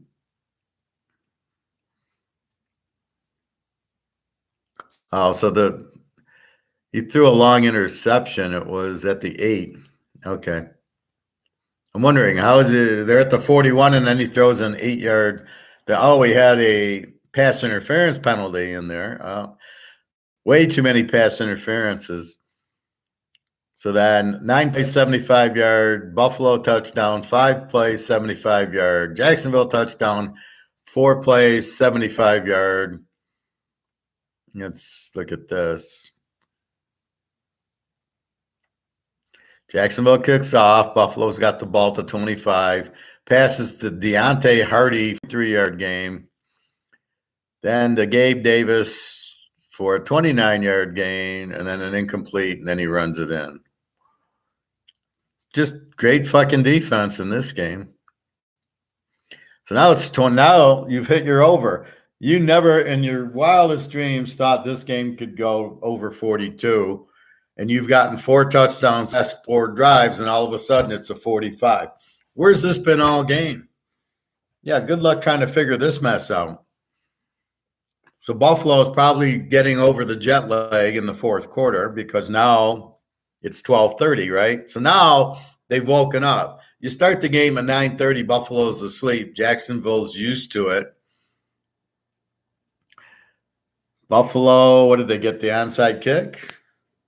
Buffalo's got the ball, or did they not? Oh, no, it's okay. See, again, it says Buffalo 1st and 10 at the 35. They're just kicking off. Jacksonville recovered the onside kick.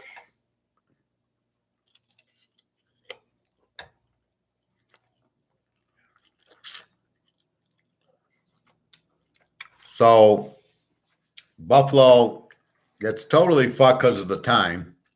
Jacksonville's there. So even though it's 9:30, it's like 3:30 in the afternoon or whatever in London. I think they're 5 or 6 hours. So for Jacksonville, they're fine. For Buffalo, they're fucked. They're playing 9:30 in the morning, Buffalo time. And then now they wake up. It's 12:30 now, so they wake up. Just ridiculous. Anyway, let's go down to college. So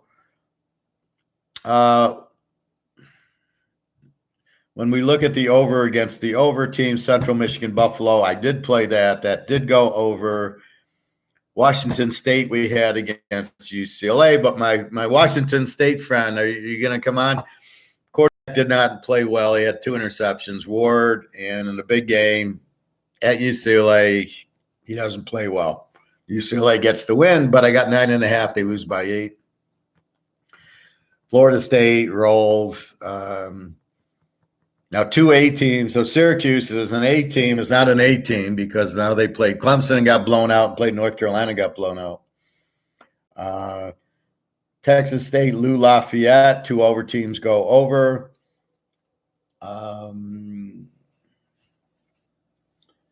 Then we had South Florida, UAB, 2 over teams go over. Colorado, Arizona State, I get screwed on it. I'm over 52. It's Arizona scores with a minute left. It's 24-all. Get me to overtime. They'll score a touchdown, and I win. They kick a field goal, and they get a 51. How this game is 27-24, I don't understand. How Arizona State only got 24 on them, I don't understand. But how Colorado, he only got 250 yards, prime junior, so maybe he's not the greatest thing. Georgia puts up a 50 on Kentucky. I was a little surprised with Kentucky's defense. Michigan blows out Minnie. They blow out everybody. Notre Dame, Louisville. Notre Dame does not look like an A team anymore. And now with their second loss, and should have been 3, they should have lost to Duke. Miami loses to G Tech in a low-scoring game. I think was rain. Colorado State, Utah State, 2 overs. I played it later. That wins. San Jose State, Boise, 2 overs. That wins. And, of course, USC. So when I saw 2 over teams, I won. Where my mistake was, Arkansas, Mississippi, they weren't really 2 overs. They both had kind of E defenses, but I thought they'd still score a lot. So I'm still surprised by that score. I just missed the over there by like 3 or 4 points. Hey, Eric. I'm on New England today, -2, my only play right now. Okay. Hey, Greg and John. Oh, we're just going through today's games and then the college from yesterday. Who's winning today? I got Miami's winning by a lot. I had Miami as the free pick. The line went to 13. I don't want to lay 7, so I'm going over with that. So take Miami over, and that's the free play.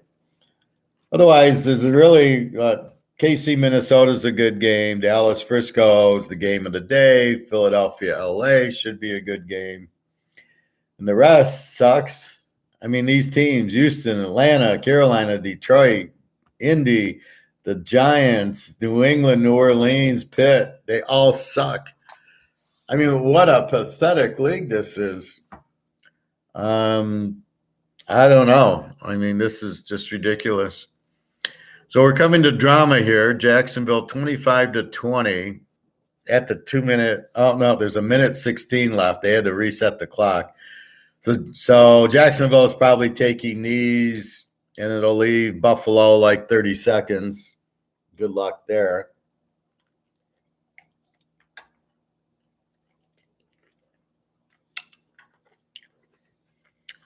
But again, they got fucked on with time.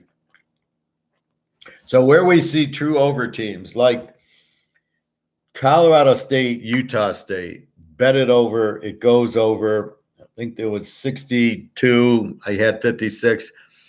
I think the score was like 68. It was like 48-22 or something like that.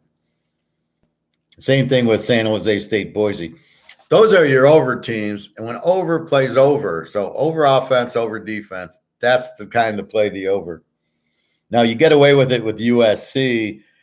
They're obviously an over team, but statistically wise, they're not, but they really are.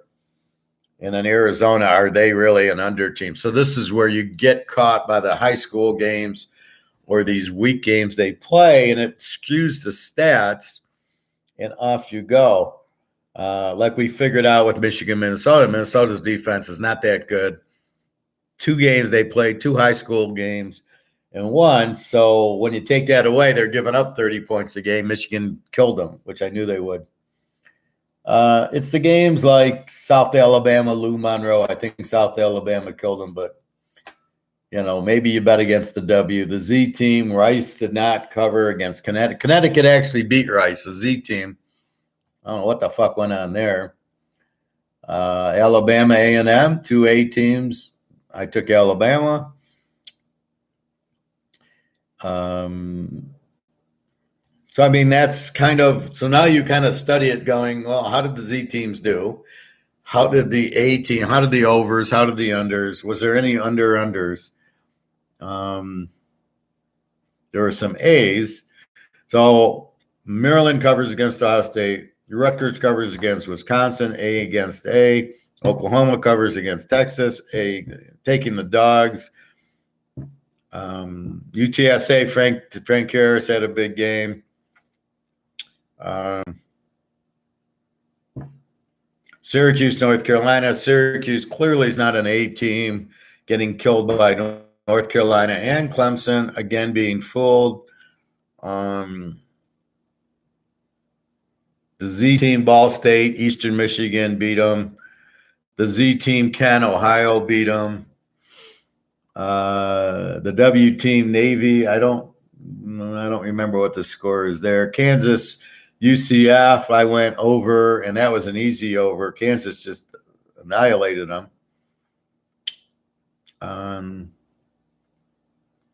Georgia, Kentucky, A against A. It was all Georgia. Kentucky, I don't know if they're an A team or not, but now we have to revise Georgia. They're not an under team.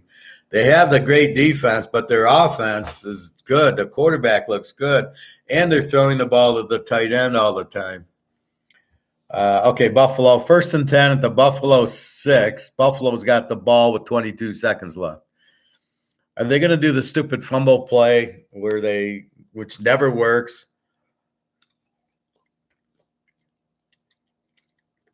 I don't understand that play. It worked in college on a kickoff return. That's it. One time it worked on a kickoff return.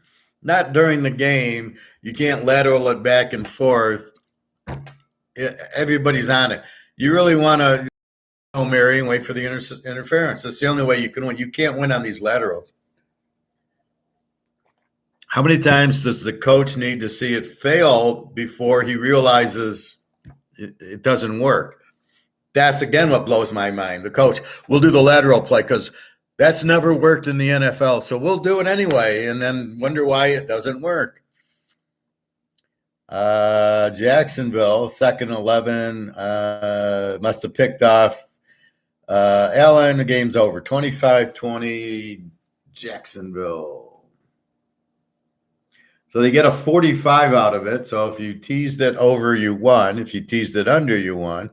And if you took Jacksonville as a live dog, because they're in London for the week. So here's where, you want to do formulas, you want to do algorithms. How the fuck do you do that game? Where in your algorithm does it say the team stayed in London for another week, the other team had to fly there? Where do you put that in? That's why you can't use algorithms or mathematicals. That variable, unless you have, we're going to have 10 variables over here, and we'll just pop them in the formula. We'll just call them X variables. I mean, that's clearly what happened. Buffalo gets screwed. Jacksonville stays there a week, is used to the time. Buffalo doesn't wake up till it's noon.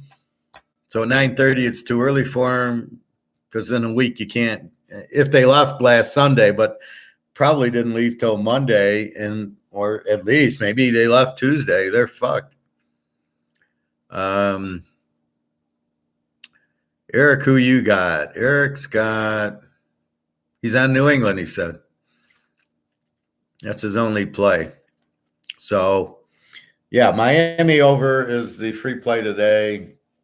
One lot going with Alabama from yesterday. Game's over. I think KC beats Minnesota. And then, of course, I like my JETS, Jets.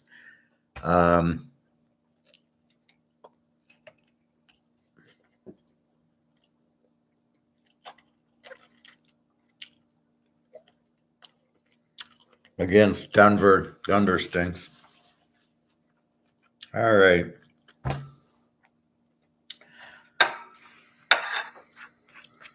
So it's about game time. I'll stay on, but if you guys are going to go watch, go enjoy. Good luck.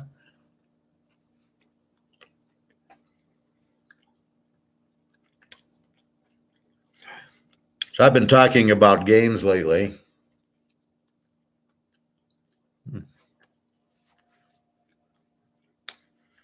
About understanding the complete rules. Gambling, stocks, women, jobs. And I think we don't understand the complete rules. I think that's what I try to do. Is understand the rules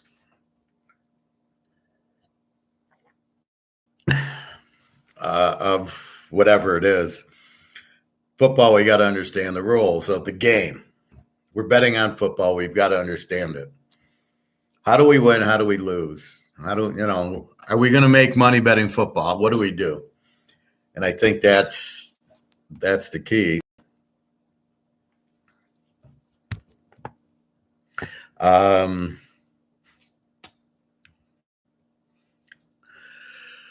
Profit. Hey, Professor, I have Jacksonville as part of a 3-teamer. Jacksonville, Pitt, and Frisco under. Any thoughts? Well, Jacksonville's already won for you. Not really. I'm not crazy about Pitt, but you've already got the bet in, so there's not much I can do for you there. My free plays Miami over. I had Miami, but now they went to 13. It's too much in a teaser. I'm not going to lay 7 in an NFL teaser. So I switched that to an over. I would have played Miami instead of Pitt. Miami over. Niners under, maybe.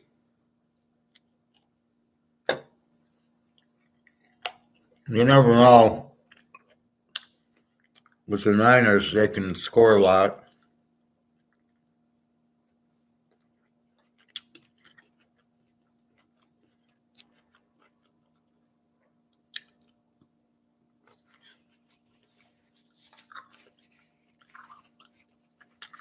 Supposed to be windy in San Francisco today? Okay.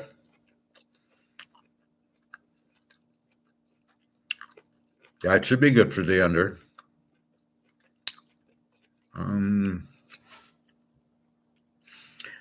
Pitt, I don't know about. Pitt scares me. They just don't. You're betting on Kenny Pickett, as I said. The problem is who these quarterbacks are so bad that it's really hard. It's really hard to bet on them and trust them. Which is why it always leads us to San Diego with Herbert, Mahomes, Burrow when he's healthy. Those are, Aaron Rodgers, if he was healthy, that's what leads you there is, well, I can trust the quarterback. You're going to trust Kenny Pickett?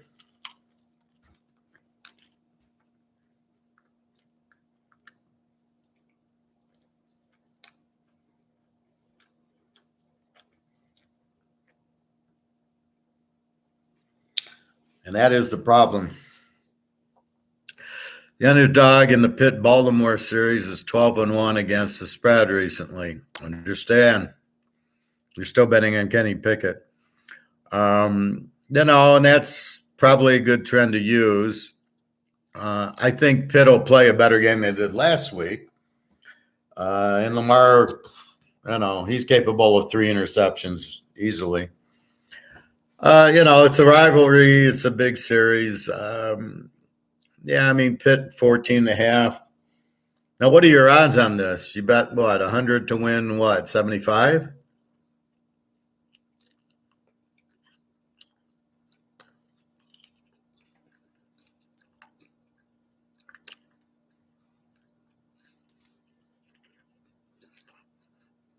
See, that's my thing. The odds are so bad.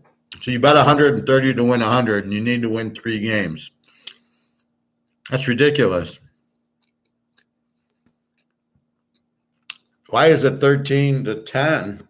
Would you bet it with MGM?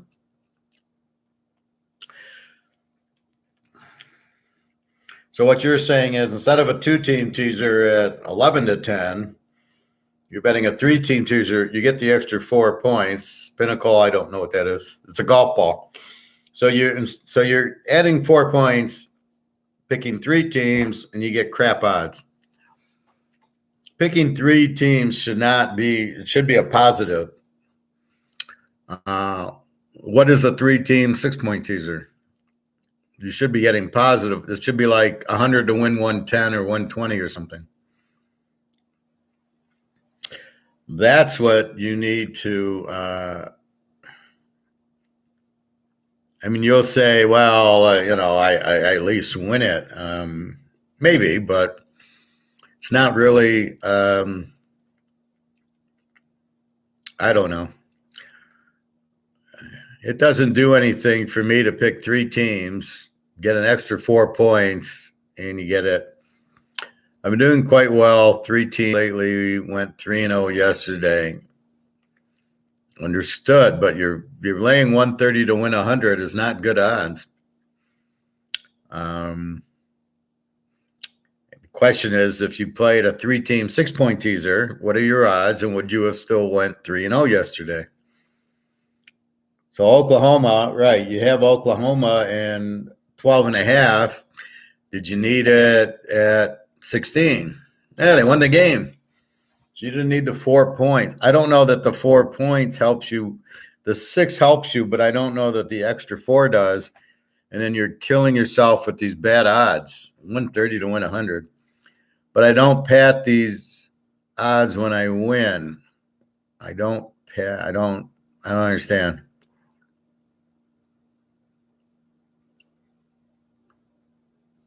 Well, I understand the way juice works, but that's not the question. So what's a 3-team 6-point teaser? What are the odds on that? Are you getting money on that? How often does the extra 4 points help you is the question.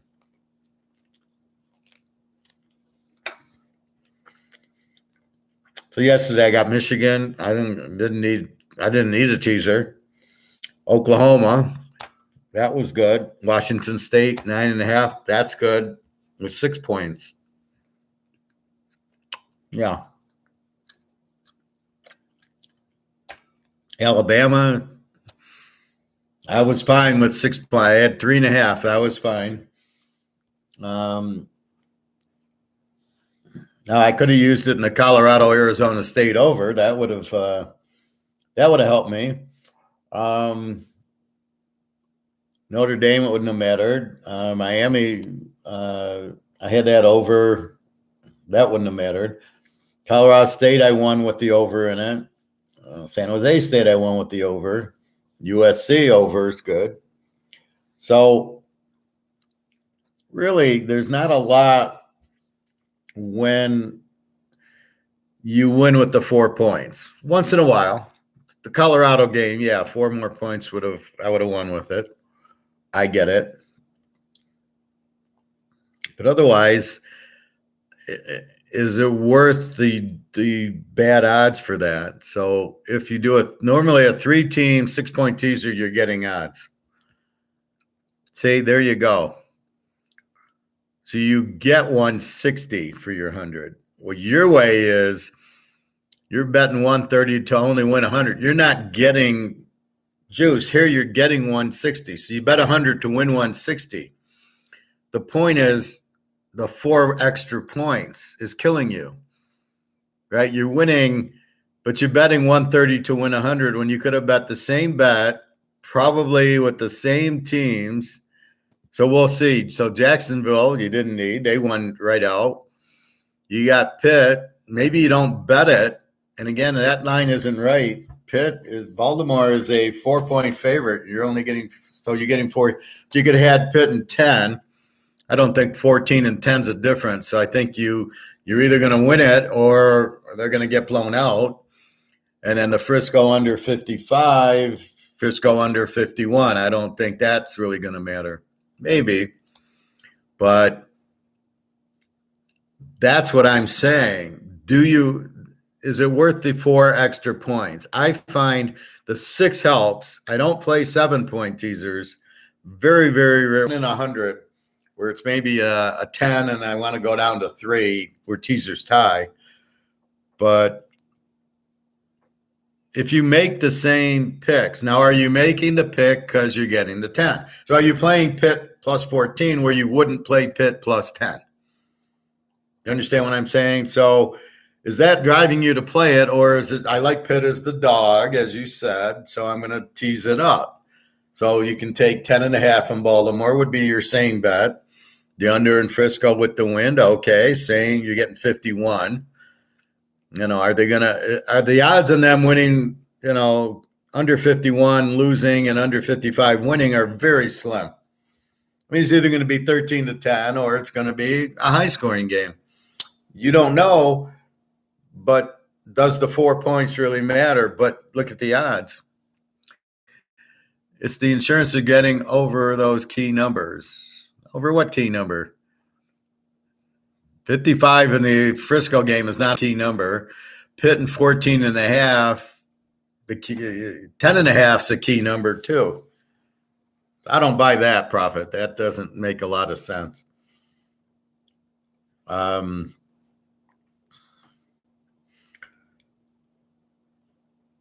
I'm not saying that 55 is not a big number. If I was you, I would have went Kansas City plus 7.5 if you're really trying to get over a key number there, or 6.5, I guess. 10, 6.5. But Kansas City and 6 is probably going to win. Well, with Pitt, it's 14. So what? If Baltimore wins by 14, it's a bad bet, right? You're taking a 4-point dog up to 14, hoping that it's good. Now, I understand your trend analysis. You can't use that with Carolina, Indy, or Houston because of the new quarterbacks. You can't use half of these because of the new coaches. So if we walk down the list, you can't use any trends with Houston. You can't use any trends with Atlanta. You can't use any trends with Carolina. You can't use any trends with Indy. You can't use any trends with New Orleans. Pitt, maybe. Cincinnati. Can't use any trends with Arizona. Can't use any trends with Denver. KC, you can. Minnie, maybe. Dallas, yes. Frisco, yes. Green Bay, you can't use any trends. And Oakland, you can't use any trends. Because you don't have, for Green Bay, for example, you don't have Jordan Love playing before. So you can't use, what are you going to use? Aaron Rodgers trends with Green Bay? But he ain't there. So a lot of these trends are gone because of all these new quarterbacks and the new coaches. So there's only like Kansas City I can use, and maybe Miami I can kind of use, and Tennessee, yes, Vrabel and Tannehill, and the other guy, Detroit, maybe it's the second year with this coach and Goff. Atlanta, you got Riddler going against Stroud. You can't. There's no trend you can use there. So this is the problem. That's why I back off the trends and only use it for certain games.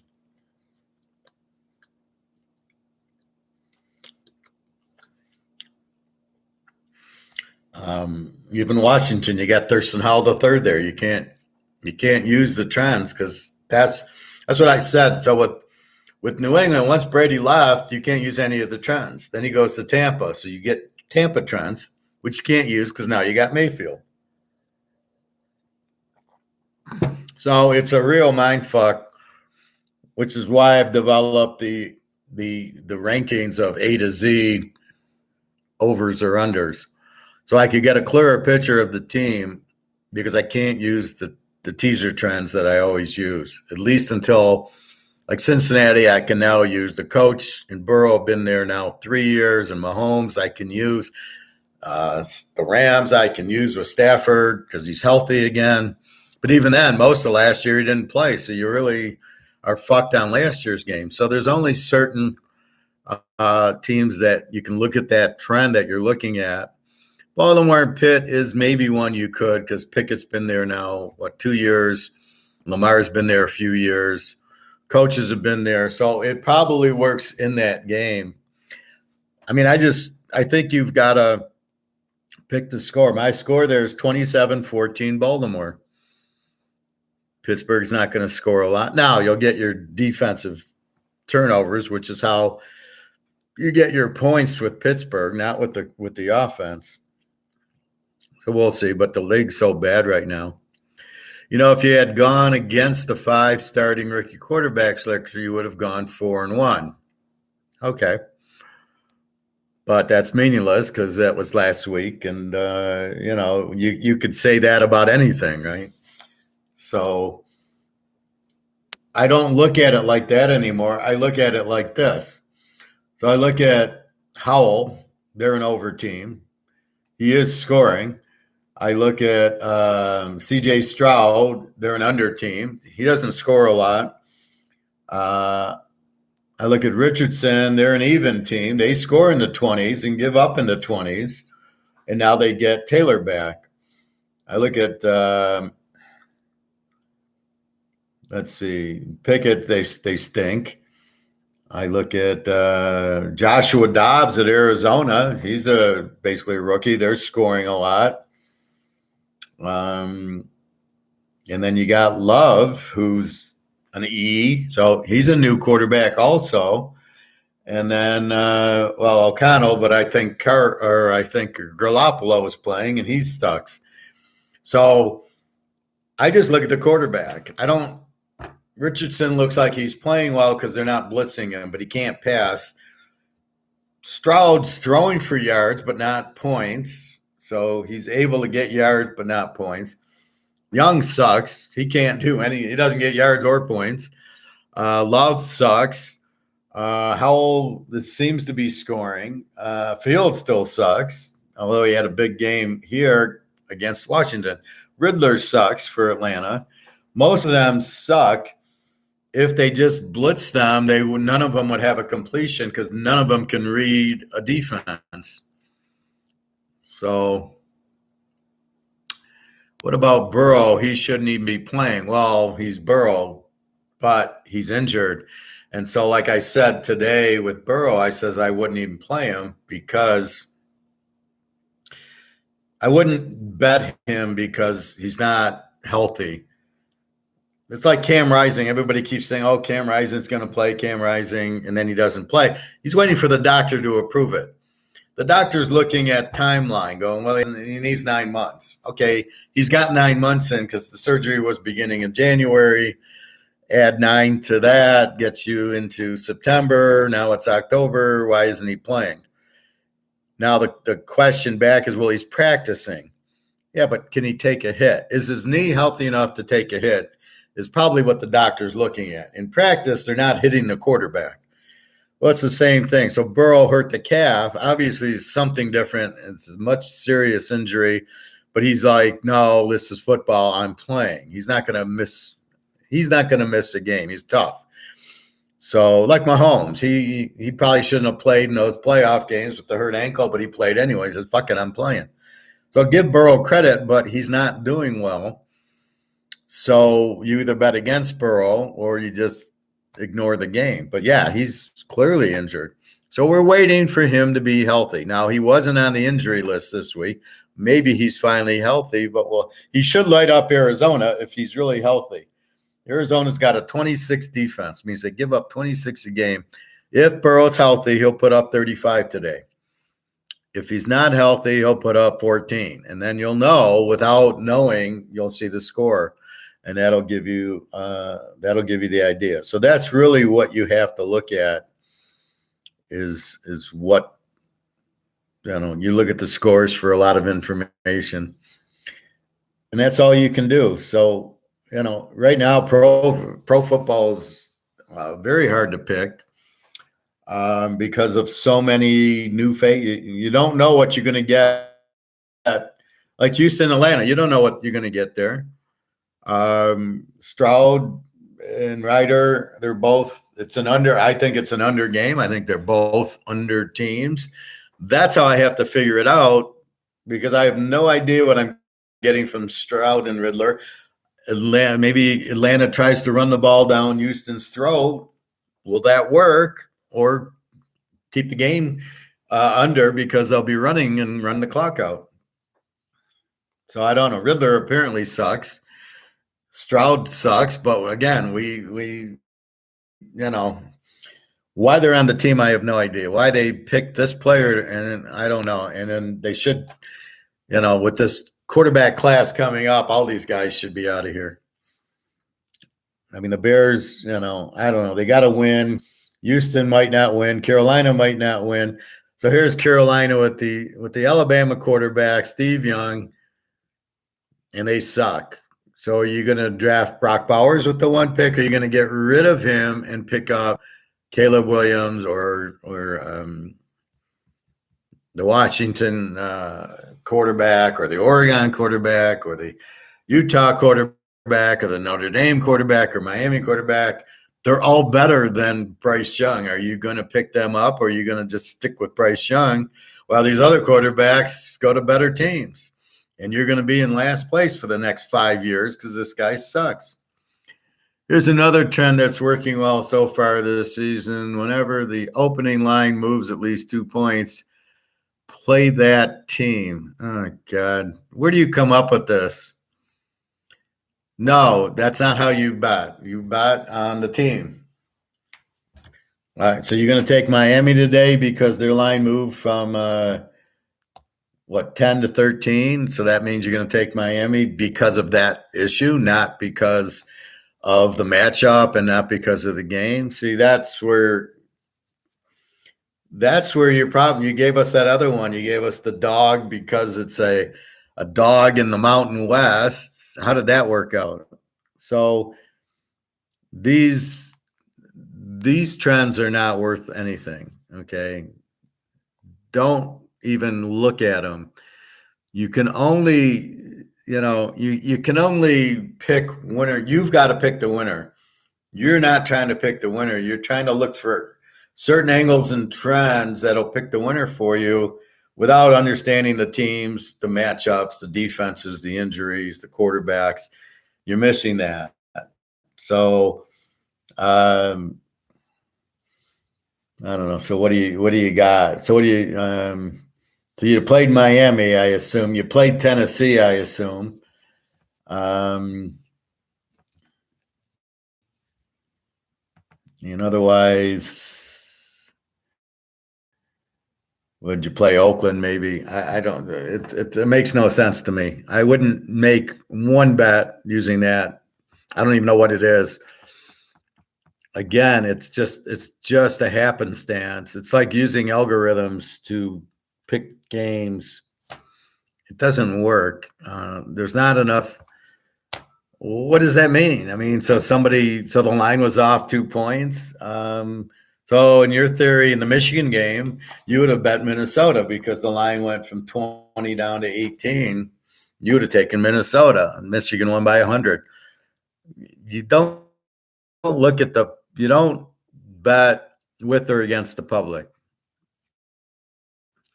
You bet the lines. So here, Miami was 10.5. I like them. I'll lay 4.5.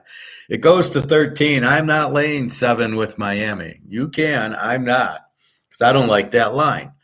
I don't care how it moved and who bet it. It doesn't mean anything. That's not how you bet. Can they beat them is the question. You look at the offense and defense, and you look at the matchup. Pure and simple. That's what you look at. You don't look at what the public's doing, what the betting's doing. Oh, I don't know. There's a bunch of teams. I'm not seeing a whole lot of, I mean, Tennessee and then Miami. That's about it. Baltimore, Philly, Cincy, Denver, Kansas City. No, none of them really. I see 2 teams, but I wouldn't play it because of that factor. So you played against it. Yeah, but you're doing a 10-team, 10-point teaser.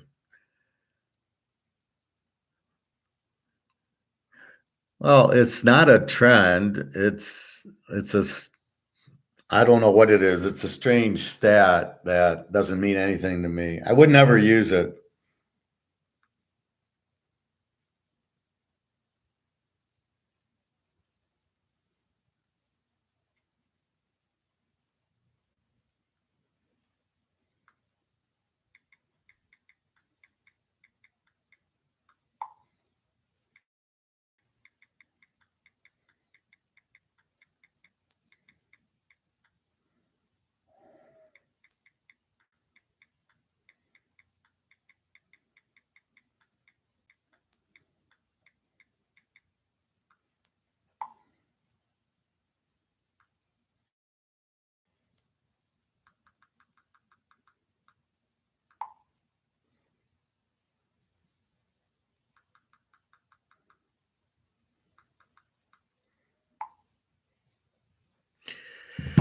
So just be careful with that. You have to, I mean, listen to what I say. I get the teams, I analyze the teams, and I put a score down. Now, my score, Baltimore Pitts 27-14. I don't care what the line moves or doesn't move. It doesn't matter. That's my score. I got Philly 24-23. I like the Rams. Fletcher Cox is out. That means more than the line moving.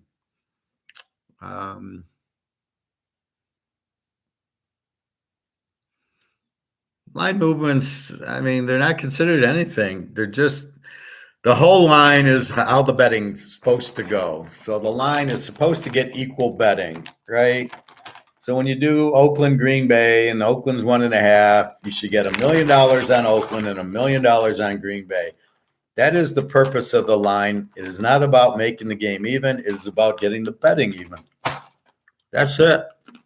That's the purpose of it. So if people bet on one team or the other, it's just their opinion.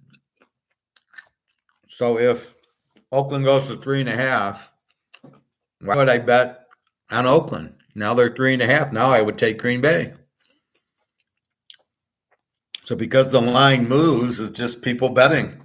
And we all know people don't have a fucking clue how to bet except for us, right? So they don't know what they're doing. They're just betting on a jersey, or I like Green Bay. I like the Steelers because of the steel curtain. There's a lot of Steeler fans who are betting like Alabama. They'll all bet Alabama because it's Alabama. They'll bet Michigan. They'll bet Notre Dame. They'll bet Ohio State just because it's who it is. They don't have a clue what they're doing. So you got your Steeler fans, you got your Green Bay fans, you got your Dallas fans, you got your Oakland fans. You want to bet because of that? Pick the game, analyze the game, and pick it. Ignore the line. You should pick without the line. Then if the line's good for you, then you go. Like today, Philly and the Rams. My pick is 24-23 Philly. You got Philly with the 23 defense, and you got the Rams with the 21 defense. Dead even game. I'm taking the points. Then I got Fletcher Cox out for Philly. I like it even more. I got Cooper Kupp playing for LA. I like it even more. Then I look at the line, and Philly's favored by 4.5. I get 10.5 in the Rams. I absolutely love it. That's the point. That's what you're trying to understand is that's how you pick. I don't give a fuck what the line did. If it went from 6-4 or 4-6, it doesn't matter. Look at Oklahoma, Texas yesterday. I give you Oklahoma. The line moved from 6-4, right? Oklahoma was a 6.5 point dog, went to 4.5. So 2 points went on Oklahoma. I don't give a fuck. I give a fuck is I like the dog in the game because it's a dead even game. That's how I analyzed it. And I bet Oklahoma in 12.5. I don't care that it moved. That's irrelevant. And then we won because I analyzed the game being even. That's how you bet it, not because what do I care about the line movement? I kind of don't like it. I've had times when the line moved with me. There was a Fresno State San Jose State game probably 6-7 years ago that went from 7 to 11. Everybody bet on Fresno State, went from 7 to 11. San Jose State won the game. I lost because I had Fresno State in a teaser -1. And all the money went on them. And as soon as that happened, I'm more afraid because then if the game's fixed, I'm not, they should have still won. But I think Derek Carr was the Fresno State quarterback and Devontae Adams was there. Then I worry about the fixing. When the line goes from 3-6 and all that money goes on one team, that's when Vegas makes the call. Okay, you can win, but not by so many points. I'm more afraid when everybody's on me than against me. So I was more scared of Oklahoma because the line went down to 4.5.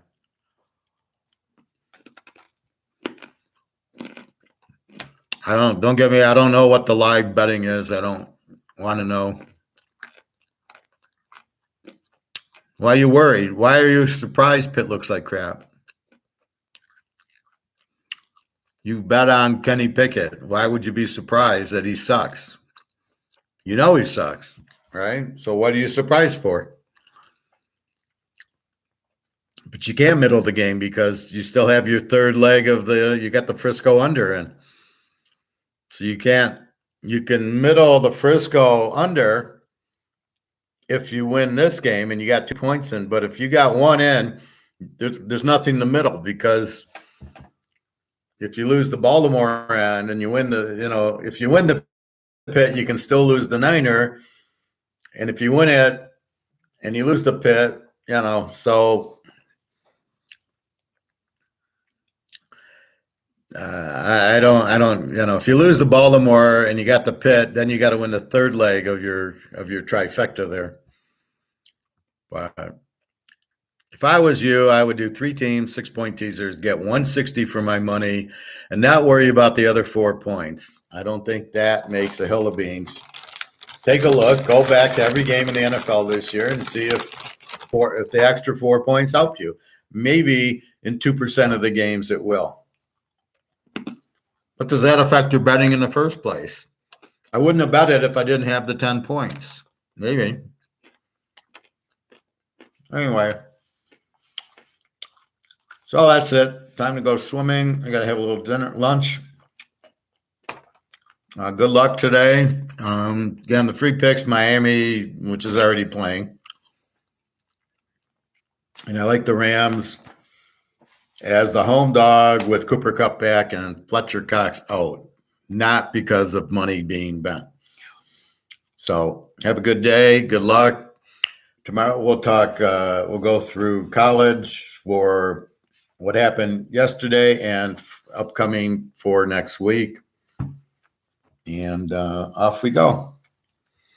So have a good day. I hope everybody wins. It's getting very